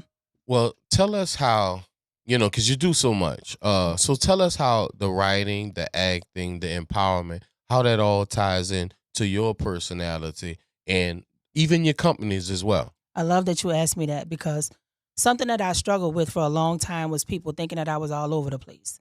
But here's the thing I would tell anybody, because again, I am the inspiration specialist. So I'm gonna drop a little nugget. There you go. So Yeah. let the nuggets come. So for all of you who are listening and you do multiple things, you could have a day job and then you could do music at night, or you could, you can have you could do your music or whatever your creative thing is during the day and you have a job at night, however it works, right? Find your baseline. At my core, I am a writer. So when someone says she's all over the place, no. I'm writing on T-shirts. I'm writing songs. I'm writing scripts on my podcast. I'm writing books. I'm writing journals. I'm literally, even if I'm reading the scenes and the sides to do something in acting, it's all going back to writing. So what I would say is that if God gave you all of these different things that you can do, find a baseline. My baseline is writing. So I don't necessarily include that into everything that I say, but I'm glad I'm able to say it here because I think a lot of people are discouraged. There's some people, they focus on one thing, and that's the thing everybody knows them for publicly, and they do nothing else and they blow up. There are other people who find a baseline. And when opportunities come up that align with that baseline, that's what they do. So I think that it's just about you filling it out for yourself. And for me, to answer your question, it ties into my businesses this way. Of course, Track That Sync is writing. Okay, that's taking songwriters and taking their music and putting it out there. And in Jazzy Brand, I do journals. I have about 83 journals on Amazon. Wow. Also on my website, and I have multiple topics. They're guided journals where I tell you what to do. Some of them are blank. I have men, women, empowerment, just dozens of different things. And again, people say, "Oh, you do all of that." I know it seems like that, but this did not happen overnight. So what I do with all of my companies and businesses, I always make sure that writing is at the core. So if I'm writing on a shirt or writing in the book, writing a script to speak, it's always writing, and that's how I fuse all my businesses together. And this is a big week for who she is because the NOLA MusicCon is this week. It's the 28th through the 30th. Would you like to tell the people about what is the NOLA Music? First of all, shout out to Melissa and Kirk. They do a phenomenal job of bringing this to the city. So they worked at South by Southwest for over 20 years. Taking care of all of the music and entertainment. And so she brought that out here to, give people in New Orleans that type of opportunity. And I believe, if I'm not mistaken, don't quote me on this, but I think that South by Southwest is now just tech. I don't think that there's a music entity anymore. Yeah, so hopefully if you're listening, You're so right. I'm hoping that if you're here, you can come and check it out. You can go to NOLAmusiccon.com. There will be dozens of different speakers that run the gamut from tech to AI, all the way down to musicianship, entertainment, different ways to make money. Sync. I'll be on the Sync panel. I'll be doing mentoring. There'll be performances at night as well. So there are many things that they'll be talking about, but everything is centered around music. And you can register. And I think there's something else that we could bring into this part too. I didn't want to speak ahead about it, but I think this is what y'all have a special guest Wednesday night. Yeah, Wednesday, October 29th. Y'all can speak on it if you want to. I think the people will be excited about it. It kind of ties into what we're going to ask you about next. Yeah. Okay, great. So we have a party, one of the NOLA MusicCon parties on Wednesday evenings with Juvenile. And as you know, he was just on, he was, the MVP. Well, again, I'm not going to go ahead. But yeah, Juvie will be there. You can actually go to RSVP at NOLAmusiccon.com and you can get into the party. Okay. And it'll be talking about Juvie's new brand. He has a new brand that Oh. he's releasing, so it'll be centered around his brand. He keep coming up with things. He Yeah, just did he's a dope. salsa Yeah. Yeah. long ago. Chips, Chiwis, like Yeah, he did, yeah. Chiwi's dope. Yeah. He's working. He's on his And like P too, like album. P Yeah. has cereal. You know what I Oh, mean? Like sure. they're amazing. Like they Rap all chips, just everything. rap chips. Mia have she's cooking whipped in pots and that's food. I think she spices made a and all that. cookbook, huh? Yeah, of Yeah. course. Yeah, I think it was about. I forgot the name of it. It was about her grandmother, but Right. Shouts yeah. out to the biggest mama. Yes, Ooh, indeed. Mamma Mamma Mia. Mia. Well, I think our viewers are waiting for it. We said we was gonna do the spill on this because we talked about it last week. The verses. We have a residential musician in here right now, songwriter from New Orleans. This was a big moment for the city.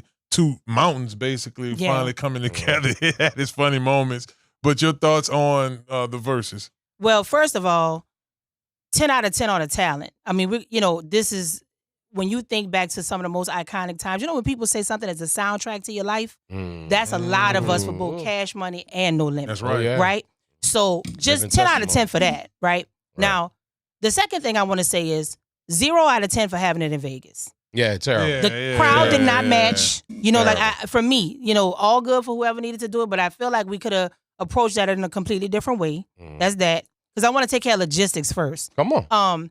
Thirdly, I would like to say 10 out of 10 to P for just the camaraderie, the uniformity, how everybody showed up as a family, like he showed up as a boss. Right. You know what I'm saying? That's real. And then 10 out of 10 for Cash Money because they kept it Cash Money. Yeah. And listen, the honorable mention gonna always be Manny.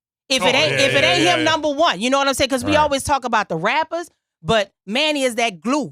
Oh, You know what I'm sure. saying? So And there's then- that Sure. with that side of it. But I think overall, my opinion of it, I think that it was just what I thought it would be.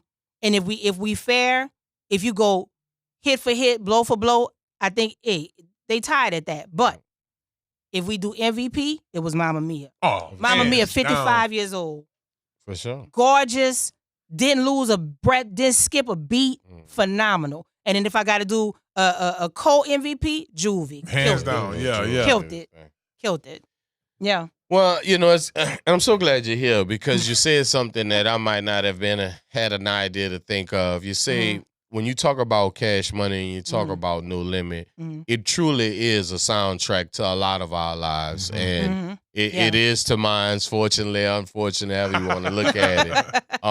Because if I'm not one of the original hot boys of New Orleans, I don't know. What do you call that? I don't know what else you call me, but shouts out to P. I do understand how he made it a point for everybody to be together. Yeah. I sat here last week and I said if No Limit incorporates Fiend, Mac, Mystical, even though they didn't, and Mia X, that Cash Money didn't have a chance because we knew that Turk and Wayne wasn't going to be there. We also knew that Slim wasn't going to be there. We also knew that, unfortunately, C Murder wasn't going to be there. Yeah. So I didn't really know the rules of engagement on how they was going to judge it, but I will say this. I think it was 100% proof of what I always sit here and talk about is the pure talent of New Orleans, Louisiana. Yep. Do you know everybody that was on that stage was from New Orleans? Do you realize how small New Orleans is in the grand scape of the United States, let alone just cities in America? Yep. So much talent was on. I'm going to tell you this. New Orleans has so much talent. We have more people dead with talent in New Orleans than some states have a lot. Oh, that says a lot. Yeah. Y'all, my opinion on it, I do think No Limit won. And it was about the energy and the camaraderie, the togetherness that they had. Cash Money didn't show that, and I think that affected the scorecard for them. Right. The fact that Baby couldn't get over the fact that he was upset with Turk for whatever, which affected them big time because, no pun intended, shouts out to the big timers. Shouts out. Because Lil Wayne made it very clear that if Turk's not in, I'm not in. And I like the fact that Wayne's standing on ground with that because he was in Vegas. Spin told because Spin was there. Yeah, Spin. We saw Spin get on the plane. Spin was there. Spin was out there. We saw him. Spin was Shout out like, to Spin. big ups to DJ Spin. And he said, man, Wayne was there. Wayne was in Vegas, but he just didn't show y'all. So that said a lot. And then also, when you start looking at both of their catalogs, I think the song selection for No Limit was on point because it gave everybody the opportunity to shine. I'm glad Mia was one of the men. And it's big ups to Mia and P because it wouldn't, come on, baby. It wasn't even 3-4 months ago. They just had a little riff with Essence or something. They got it together. They got it together. For the, Run that baby for her the money. bigger picture. Right. Yeah. And then we just go on to the next thing. It was all love. I would have preferred for them to let Mac do Can I Ball with him and Soulja Slim. But, I'm saying. Well, we so New Orleans. Yeah, that's preference. Yeah, and that's what I'm saying. Half the crowd didn't even know. Yeah, but because again, that Vegas crowd, right? The location. Wrong location. The location, man. They could have did that in Atlanta if they wanted. No, truly, truly, I agree. Anywhere but Vegas. It should have been in the South. South, absolutely should have been further. Right. I could have been in any of the southern They could have been in Florida if they wanted to. Agreed. Miami wouldn't. I mean, Miami would have been still, because any place but Vegas. I just felt like Vegas was just too far off the beaten path for them to do that and to get the kind of reaction. But yeah, I mean, I thought it was a great idea. Now, my question for y'all: who do y'all think should be on the next verses? Ooh, where they went Cash Money, No Limit. Yeah, who y'all thinking? It probably. It'll never happen. Yeah, because I know why it'll never happen. I think I know where you're going. Who? Tell me. I'm listening. I mean, maybe Bad Boy and Rockefeller. That where you was headed? Yeah. Anything Bad Boy. Because Puff coming home sooner or later. Anything Bad Boy. Mace could come get back on that thing. Okay. Like we still Faith is still out here. Somebody who was at this versus Young City. He can. So wait, he should have saw that look. So no, I don't know what you're even talking about. Dawn. I'll say this. What about the Atlanta? Like if we pick Atlanta rappers, if we did toe-to-toe for Atlanta rappers. Ooh. Well, they did the Jeezy and Gucci. Yeah. So maybe. Ooh, wow. Ooh. But they would never go against each other because they Dungeon family. You'll say maybe Outkast, Good and Mild. Yeah, because that's what I was saying. But they're all in the same label. they all in won't the go same against each family, so to speak. Yeah. Ooh, I'm thinking. I mean, we just saw T.I. give us a litany of songs at the Arcadia Fest. Yeah. So maybe T.I. versus Future? Tip and Future might be something. Because Future got a catalog. But you know what I think Maybe it is? T.I. versus 50. Yeah, because you know the You know? time frame has to align. oh, so we don't have because- to be just Well, I just wouldn't want to do it in the. That was special for us because New Orleans. We all know the inside of the beef. There wasn't actually beef between No Limit and right. Cash It was just Money. showing talent. So we realized there was a need for a versus. Yeah.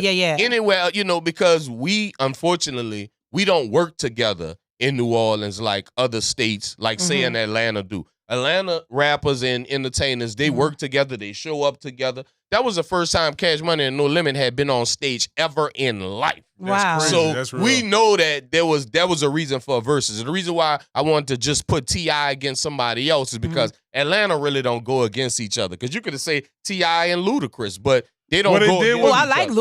Luda. Yeah, I like that. man. Oh, that now That's that's another that'd be category. fire. T.I. and Luda. Yeah, because I think what makes the verses better is like kind of when there's no beef. Like it's better to me. Okay. You know what I know it's verses, but I think like at the core of it, I like it when you can still just flow and it's pound for pound. It's talent. You know You know what? what I'm You know what I saying? read. Now that you made me think about, you know what I would really love to see, even though we know it'll never happen. I would love to see maybe a Kanye versus Nas. Conscious on conscious. Yeah, they catalog. Different versions of it. Right. Yeah, but I like the ideas of just the different sparring going on because Right. it was so much talent. It was a But lot. but to your end, what I was thinking too was it would still have to be somebody that aligns with the time. The reason why Cash Money and No Limit was dope was because it was Same time. congruent. It was it was the same time. Yep. You know what I'm saying? So like one drop a hit, another one drop a hit. They drop them at the same time. You know what I'm saying? And then you got hood hits, you got commercial hits. Yeah. You know what I'm saying? So there's that. You know what I'm saying? Because some people were even saying that when it came down to No Limit, they said that they weren't really doing anything now, but it's just that, Cash Money still continued with, Drake. with Nicki. Drake and Right, Nicki right. and all of them. And it just seems like they're more Tina current. Marie. Yeah, exactly. But when it comes to, R.I.P. Tina Marie. No Limit, they just have classics. And I think it was the rules of engagement with that. I Yeah. think they said, nah, it's Yeah, because even 'Cause it had to be Manny said Manny we Beast. ain't in control of this. Right. We Yeah. got to get out of here. So Yeah. there's rules that goes along with it. But I don't have a problem seeing a death row against Bad Boy. Yeah. If they can That find one- a way to put that together. Yeah. because of the time matches. I like Yeah, that. the time. Before we got two more questions with Oh, you, yeah, go Robin. ahead. Yeah. But I want to get a favorite verses out of y'all. Do y'all have since verses started? What 5 years ago now? Do y'all have a favorite? I do. Yeah. Okay, you go first. Me? I might take yours. No, I that's feel okay. like Go ahead. I think Babyface and Teddy Riley. That was my That was favorite. cold. That was fire. We were in the pandemic, Yeah. and they was playing their hits. All the pandemic verses was fire. Yeah, they were fire. Yeah. That was that Honestly, was the one. Mine was Kiss with Jada Kiss. Ooh, Locks. that's my dog. That's Ja- my I runner mean, up. That's my runner That up. I was like, Locks yeah, and Dip. that part. That's how I thought No Yeah. Limit and Cash Money should have went because Yeah. what happened was, to me, that's a good one because Mm-hmm. No Limit is really the Locks and Dipset is really Cash Money, So it was everybody thought because Dipset had the more recent hits and all of that. Mhm. Shoot, what I liked about that, and people, hey, look, Diddy is what Diddy is Diddy. But one thing I do give him credit for was artist development. Oh, for sure. And he took the Locks to, you could tell, you could see. That's where it started They at. ran circles around them performing wise. Yeah, and that's why I took No Limit because from a performance standpoint, we tripping. Mac is a friend of the show, but Chopper Style too. Yeah, Chopper Boy, showed up. Chopper had that thing rocking. Big up to Chopper Style. And they knew that song. And they knew They that knew song. That was They so. knew that song. So for me, What you got? What you the got? best verses for me would have to be Cash Money versus No Limit Okay. because it speaks to the talent of New Orleans, Louisiana. Yeah. Yeah. Yeah. I mean, Per 100%. capita. And I mean, we're on the same echelon with maybe a Compton. As much talent that actually came out yeah. of Compton. Yeah. that's- Do you Yeah. realize? Do a head count on that stage and see how many. And guess what? That's They a was lot. missing two of them. 2 for Cash Money. They was missing 3 for No Limit. So just imagine. R.I.P. Mac. I'm sorry. R.I.P. Soulja Slim. Magic. yeah, Mr. Mr. And Magic, Magic, Soulja yeah. Slim. There was So- a few of them on there, so. So yeah. for me, it's always gonna be the Cash Money No Limit because it really spoke to the relevance of New Orleans in the hip hop culture. Well, yeah, and, Yeah. and I guess for me, I was saying in addition to, Mm. but I thought it was pretty clear. Like that's Yeah. I mean, it just goes without saying that's gonna be my favorite verse. Maybe we get it in the New home Orleans. team. Yeah. Yeah, you know what I'm saying. And But, it would have been up there for me. I was really hoping to see the Locks Dipset type vibe. Yeah. And they took some songs from them too. They should have did 20 apiece. They only did 10 apiece. So yeah, and it was very short. Just that's like what I an said. It was hour. short. Such a Yeah, yeah. short- They Man, made their money. Yeah, Yeah, verses is like 20 songs each. I thought, but they you made their know, money. they made their Let money. me get y'all out of here for something pop off. Well, yeah, man. Well, this is fun. For Turk call a bomb threat at Oh, the venue. Lord. To me, just the way. That's New 'Cause Orleans, man. listen, I've been paying attention to He's Turk, terrible. and I've been paying attention to terrible. everybody else. Turk ain't yeah, he mouthed off. Yeah, but he's genuine. Did y'all hear Joseph, his album? No, I hadn't. I haven't. His Right. best album. You I can haven't heard it. man, Turk bringing it. You too? You got a lot of Me practice. Too? Yeah. A lot of practice. Yeah, I mean, we could go a whole. I think we would need about another 30 minutes, Yeah. and we can explain the Cash Money situation and how Mhm. Turk kind of got the back end of the stick. Let's be honest, bro. And for him to still be out there getting money, doing shows, getting features, staying relevant. He got his podcast thing too. So I think it's just obvious that we know who understands what the greater good is. Mm. I think we understand that, and trust me, I grew up looking up to Baby. Mhm. Baby was the one that started stunting. Baby Mm-hmm. was the one that initiated a lot of things in New Orleans and in this world. And you can never take the relevance of him away. Mhm. But it's obvious that P understood what the bigger picture was. yes, indeed. Yes, And to indeed. and I wish Baby and them could let that go and focus more on the music and, embracing that this was a show strictly for New Orleans. And we knew it was a weird exchange when he said, "I can't say it because Yeah, I of love what we're it. at." Oh, I love typical But- Baby. I love it. But I do think he was Put it saying on the T-shirt, man. I do think he was saying, "Hey, I'm upset with you, but I love you." But we love you. That's- Yeah. that's exactly- That was how he did We in New love you. Orleans terms. Yeah, basically. it sure did. Yeah, but I want to say this too, since you brought up the greater good. Back to the whole inspiration specialist thing. One thing I really admire about Pete in this season of his career is that he makes a very conscious effort to post very positively. Right. He openly, admittingly, tries to do open healing. He talks about his feelings, his thoughts, things that a lot of black men don't do. Right. Black people in general don't, but just when he makes a mistake, he likes to fix his error. You understand what I'm saying? Mhm. So I think just that alone, you just seen the growth and the segue. I know everybody have stuff, nobody's perfect, but I do think that when you get to see an icon like that shift Right. from Mr. Ice Cream Man, it's the Ice Cream Man, 99 and then ways to die. right, and then you end up there. I think that there's something to be said about that. Oh, for sure. You know what I'm saying? Because it takes it over to the next generation. And he says stuff that's so positive sometimes. You can send it to a teenager, to a kid, and say, "Hey, look, listen to this."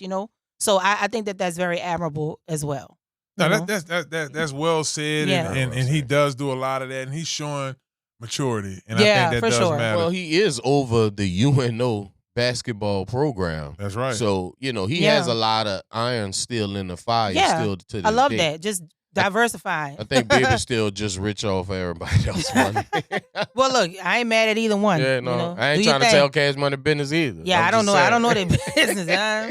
I know my business. I don't know their business. But they ain't mad about record sales, I tell you that, man. yeah, hey man, both labels did exceptional Oh, for jobs, sure. and that's huge. Yeah. Well, Jazzy, thank you so much for coming on the show. One thing we love to do on the show, we have our guests give she's perfect for it. Oh, yeah. This Little shit- this you, encouragement, a baby. message. That's your Right. camera right Okay, there. encouragement. In Okay. any for whether it's I know who you could talk to. Yes. The young lady out there Mm. Mhm. who wants to live out her dreams the way you did. Mhm. So think back to that younger Robin and some of the challenges you had, and now the older Robin, the specialist, the inspirational specialist. Mhm. Talk to that young lady. Okay, so hey, young lady, and I expanded to men too, but specifically to the young lady. Just once you know what you want to do, take it day by day. What you may want to do today may be something different for tomorrow. If you're a spiritual person, if you're a God led, if you pray about your decisions, that's not necessarily everybody's thing. But if you do, if you give God control, it'll blow your mind. It'll never be what you're thinking. One of the biggest reasons why I'm able to do so many things and on the level that I'm able to do it is because I always remember that it's bigger than me. Always remember those nights you're crying, you upset, and you feel like the world is caving in. You broke up with somebody, you have a broken heart, somebody passed away, you can't pay your bills, you can't, whatever is going on. Always remember it's bigger than you. And if God gave you the talent, he will give you the vehicle to get that talent to the world. And when it comes to your finances, your money, when it comes to your peace of mind, if it's God's will, it's God's bill. You do not have to pay the price twice. I have a song. I'm a songwriter too. Y'all can check out all my songs. I'm a songwriter. I have a song about that. It's called Keep the Receipt. You don't go to the grocery store and buy your groceries and double back and pay for them again. That's the same way you got to look at your mistakes. Stop paying twice and double for something you've already learned. Allow yourself to take that receipt, remember it for your memory, and you keep it moving and you go get you something else. So be encouraged, be inspired, and if nobody ever tells you that you got that, tell yourself first and trust that God is going to get you where you need to be. Word to the wise is definitely efficient. That was big time right there. Hey, listen, she's the inspirational specialist. Y'all go back and listen to that again. That was some wonderful words of encouragement. Definitely. Robin, once again, thank you so much for coming on the show. Y'all gotta have me back. Yeah, for sure. yeah, when you back in But town, next you time gotta we come talking holler. ball. We You gonna know talk where we ball. at. Yeah, Yeah, have yeah, me yeah. back in postseason. Like, let's Yeah, she want to talk about them Saints. She wanna Yeah, talk- well, Don't do it. Yes, indeed. Well, Thank y'all for having me. let me I check out the appreciate book. it. Yeah. Y'all There you make go. sure Check it y'all- out. Come on. Right here, baby. Look at that. To NOLA Y'all with see- love. To NOLA we love. Y'all Yep. make sure All y'all my order love. y'all copy Yep. of that. Y'all could go to www.jazzybrand.com, Yep. www.imwiredtoinspire.com, You and get it all from I need some of that. www.journalistjazzybrand.com. I need some of that jazzy Oh, gentleman yeah, well. for sure. And You y'all got follow it. her at Robin Nicole K on Instagram. Yep. Yes, indeed. That's Well, it. Thanks, y'all. yes, yeah. Well, look, y'all don't go nowhere. When we come back, just like she said, we're going to talk a little football. We're going to talk Saints. We didn't talk about them during the trade deadline earlier. We did that on purpose. Y'all stick around. Hear what we got to say on Inside the Trenches.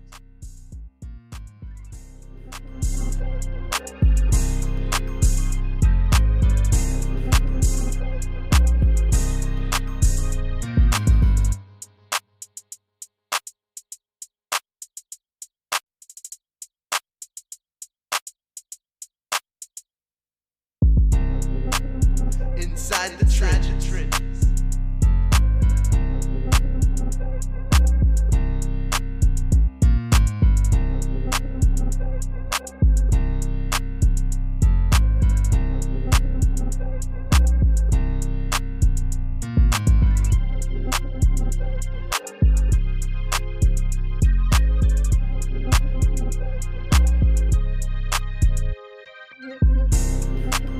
Inside the trenches.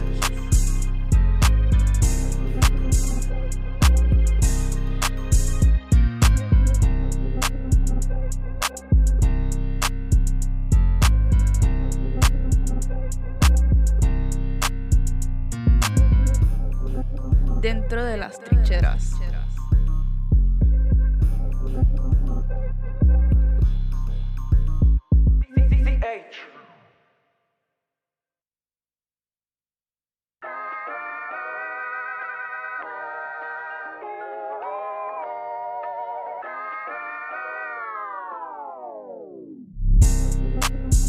Inside the trenches.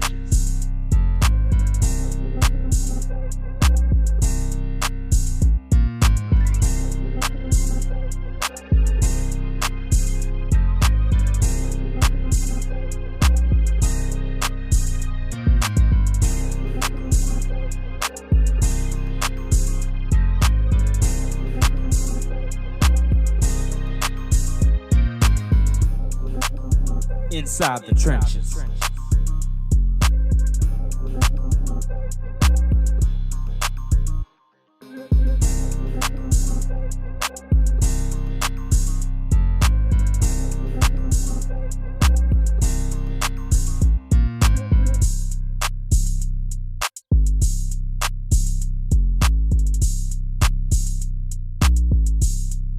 Dentro de las trincheras.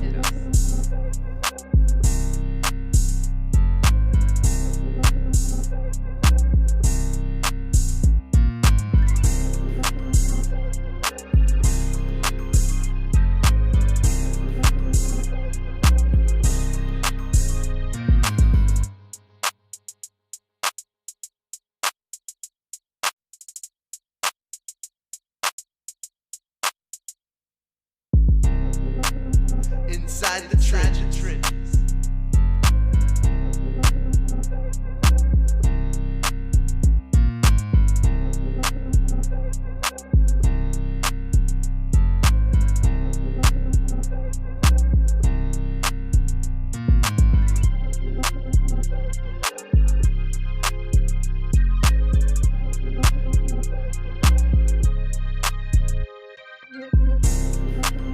Inside the trenches.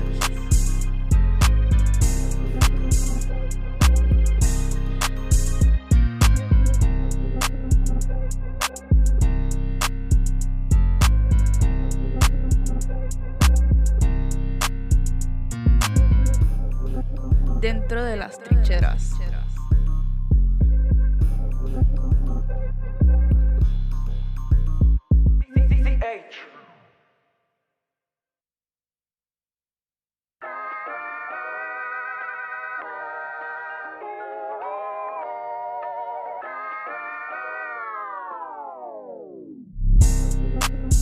Inside the trenches.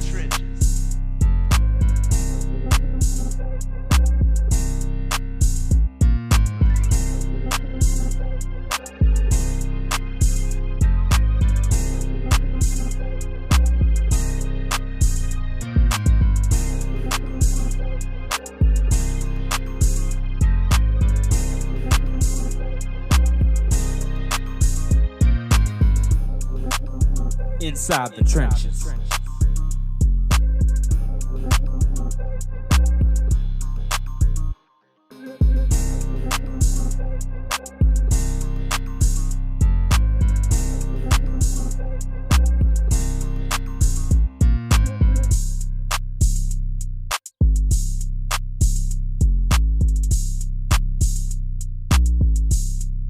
Dentro de las trincheras.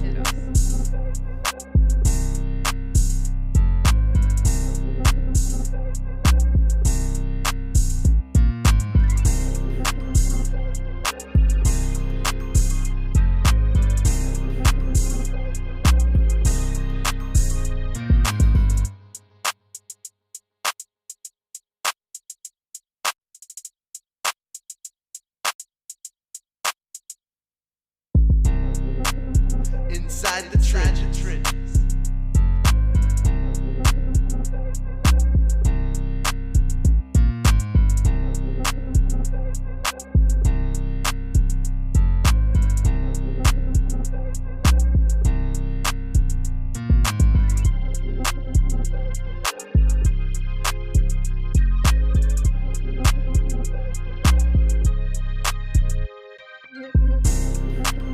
Inside the trenches.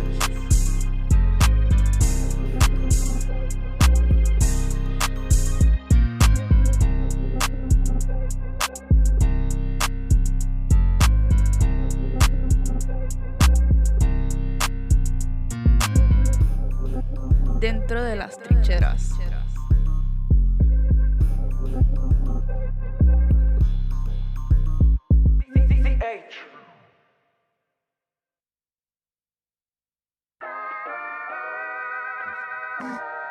Well, welcome back, beautiful people, to Inside the Trenches. Thank y'all so much for hanging with us tonight. And we also want to thank Robin Nicole, the inspirational specialist, for coming over.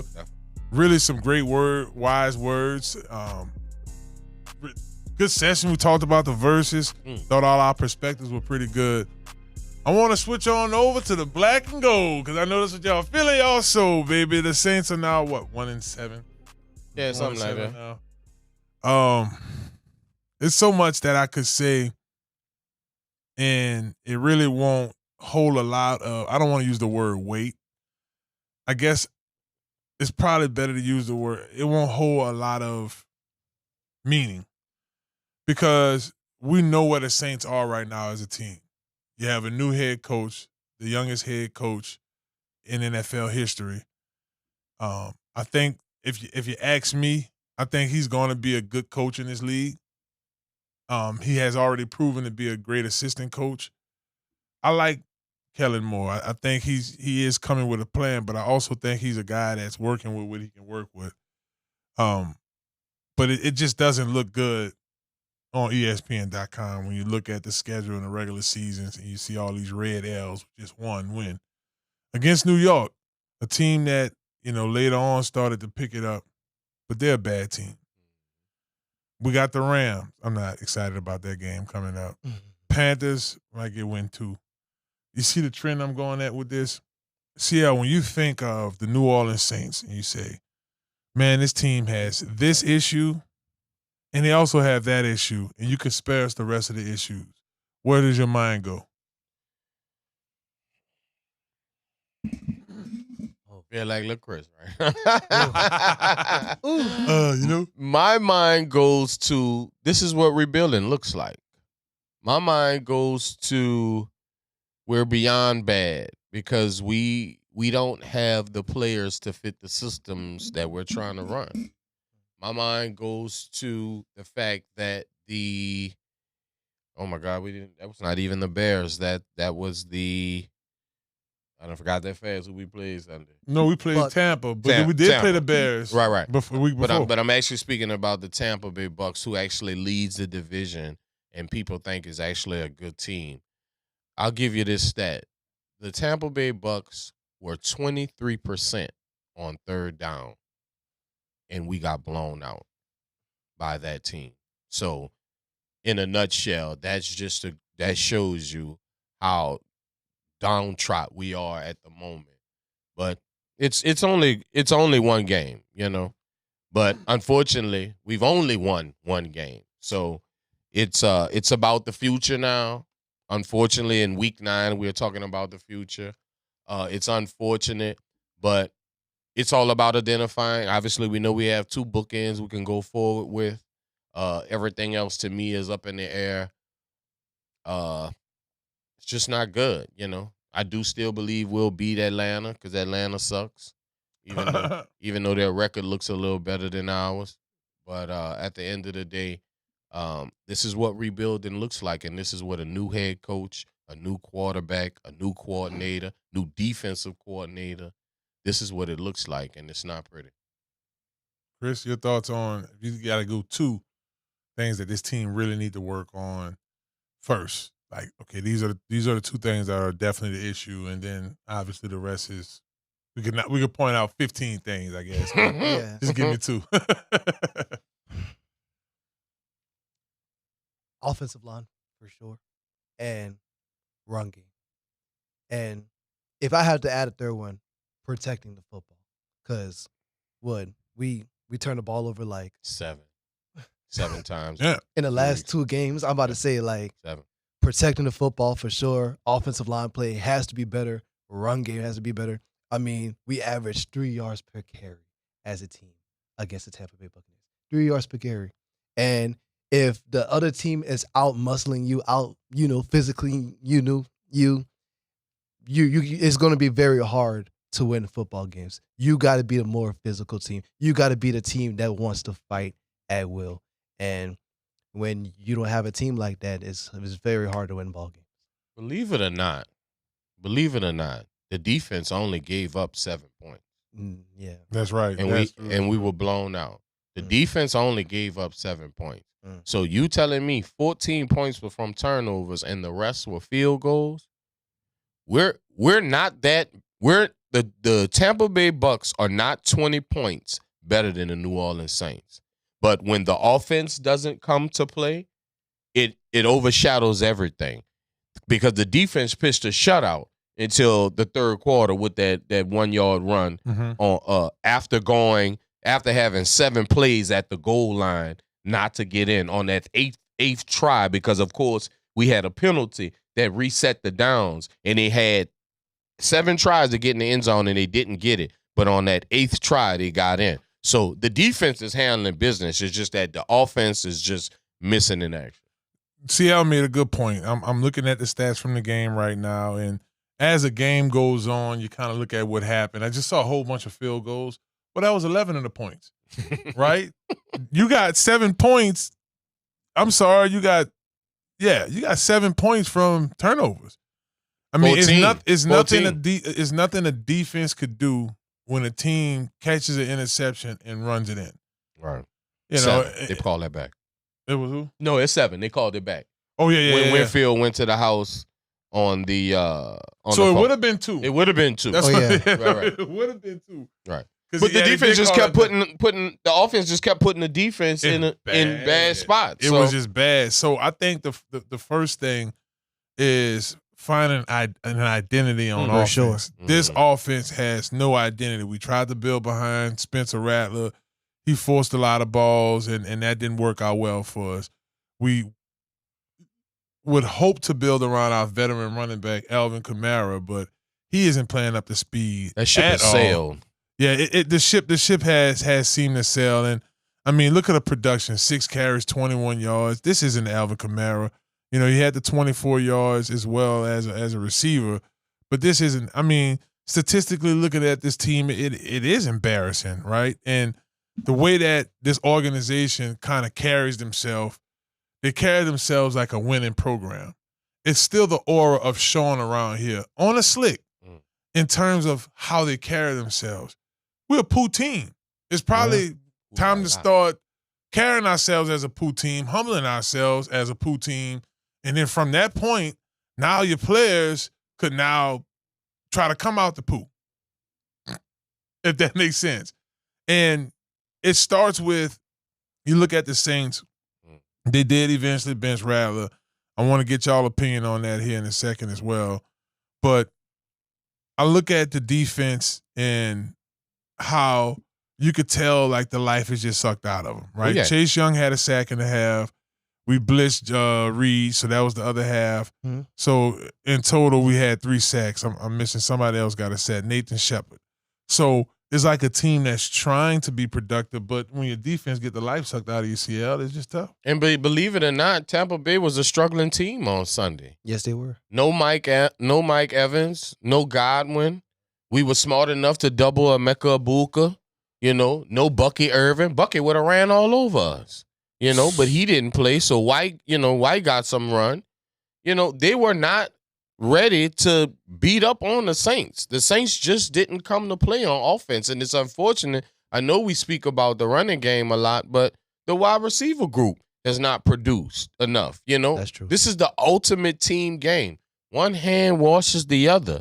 You know, if the tight ends block better, if the wide receivers block better, the running game becomes better. True. If the wide receivers actually catch the ball down the field, if we have all these speed guys that actually stretch the field, maybe when we eventually dump it off to Alvin, there are not 2 guys converging on him, and he only has to make 1 guy miss. But to be honest with you, New Orleans, and I love you with all my heart, but we are loyal to a fault. It is over for Alvin Kamara. He does not have it to carry a load of a team anymore. Nope. It's unfortunate that he stepped out on us and let it be known that if we did try to trade him to get better, that he would retire. Now, what GM would trade for him now? Nobody. But we just love so much, we don't even realize that he's hurting us now more than he's helping us. He's definitely enabling the team. And it's just the reality of it. And you know, I'm grateful for the years that he's been here. But we have to we want to get better. We have to have a real conversation about getting younger, cheaper, and less experienced. Chris, I want to give a shout out to Josh Williams from LSU. He had 4 carries, 11 yards yesterday. Is that Josh right there? I mean, this is a sidebar, but when you start thinking about unseen heroes and kind of what Robin had said in terms of never giving up on your dreams, this kid is definitely the epitome of that. He's someone who came to LSU as a walk-on. Yeah. Came to LSU as a walk-on, the national championship year. So he has a national championship ring with LSU. So do you. Hello, somebody. And and I got that one. Yeah, that's the one I got. Yep, hello. And here's a kid who basically had an up and down situation at LSU his entire time. He got some meaningful snaps, so big ups to him.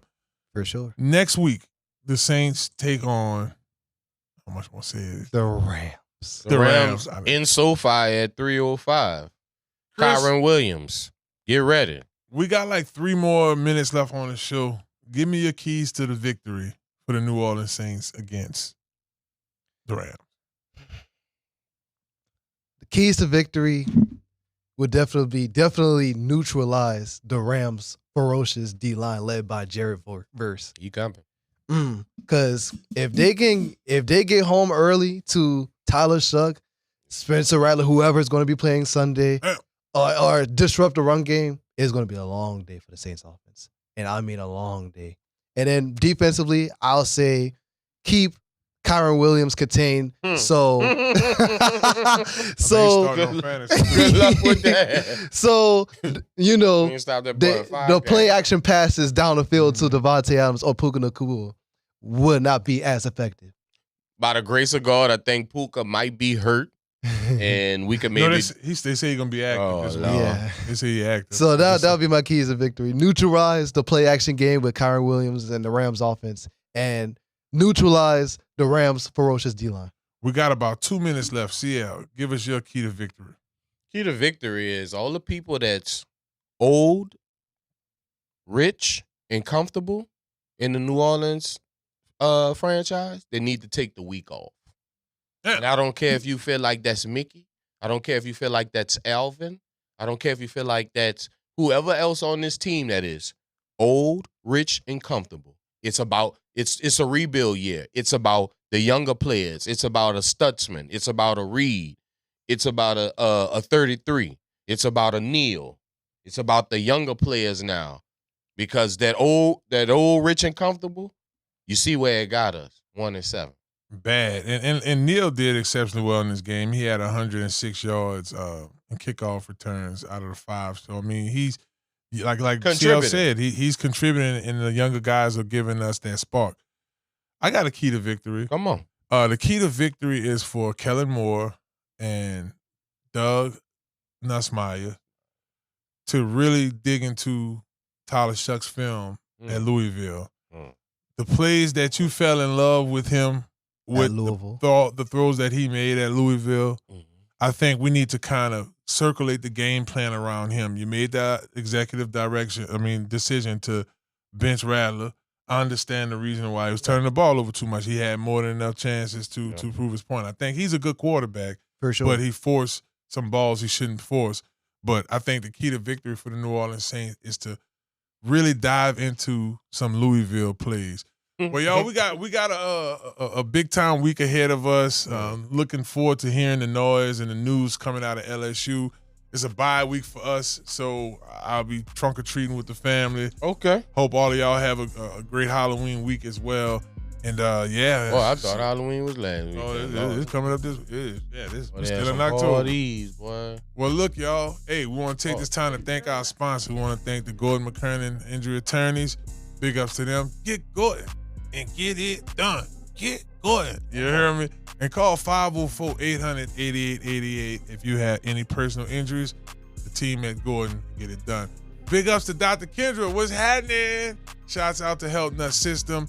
Y'all visit stillbody.org right now. Check out some of her products. They're running some specials here in the fall. And let them know that you heard about them right here on Inside the Trenches. Dr. Kendra says she's going to come on sometime either next week or the week after. They got the new products. Come on, Doc. Looking forward to previewing them on here. And Conquer Sports Pros, baby. That's right. Conquer Sports Pros. Visit C Sports Pros today. Y'all visit right now. If you're a junior, senior, you're looking to get recruited, hit us up. We look forward to hearing from you. Big ups to my man, Taylor Gang. Big ups, Taylor. Shouts out to everybody off in there who helped out with the show. For sure. Appreciate, I think, Graham in that thing. You got Tobi. Shouts out to the whole crew that's in there. Big ups to Lil Chris for joining us this week. He was with Young Boy NBA last week. Getting his young boy on. But he had to be here for this show. And yeah, y'all know who the GM is. With all this hiring and firing, I think this a name need to go on the head. CL NOLA. Well, if Mr. Wilson wants to bring me on. There you go. You heard as him, a Frank. Spiritual advisor to the somebody. Tigers. There you go. Yep, so big ups to CL. Y'all be sure to follow him at CL_NOLA. Hey, and big ups to y'all for tuning in today. Y'all be sure to check out Inside the Trenches right here on the ESPN Baton Rouge's YouTube Live every Monday, 6:30 p.m. Big ups to Robin Nicole. Y'all be sure to get her book, her inspirational book. Y'all can visit jazzybrand.com for more on that. I thought I was about to grab the book. I forgot she had took it. Well, y'all. Hot book. Yep, y'all enjoy the week, and thank y'all so much for tuning in. We'll be back next Monday, baby.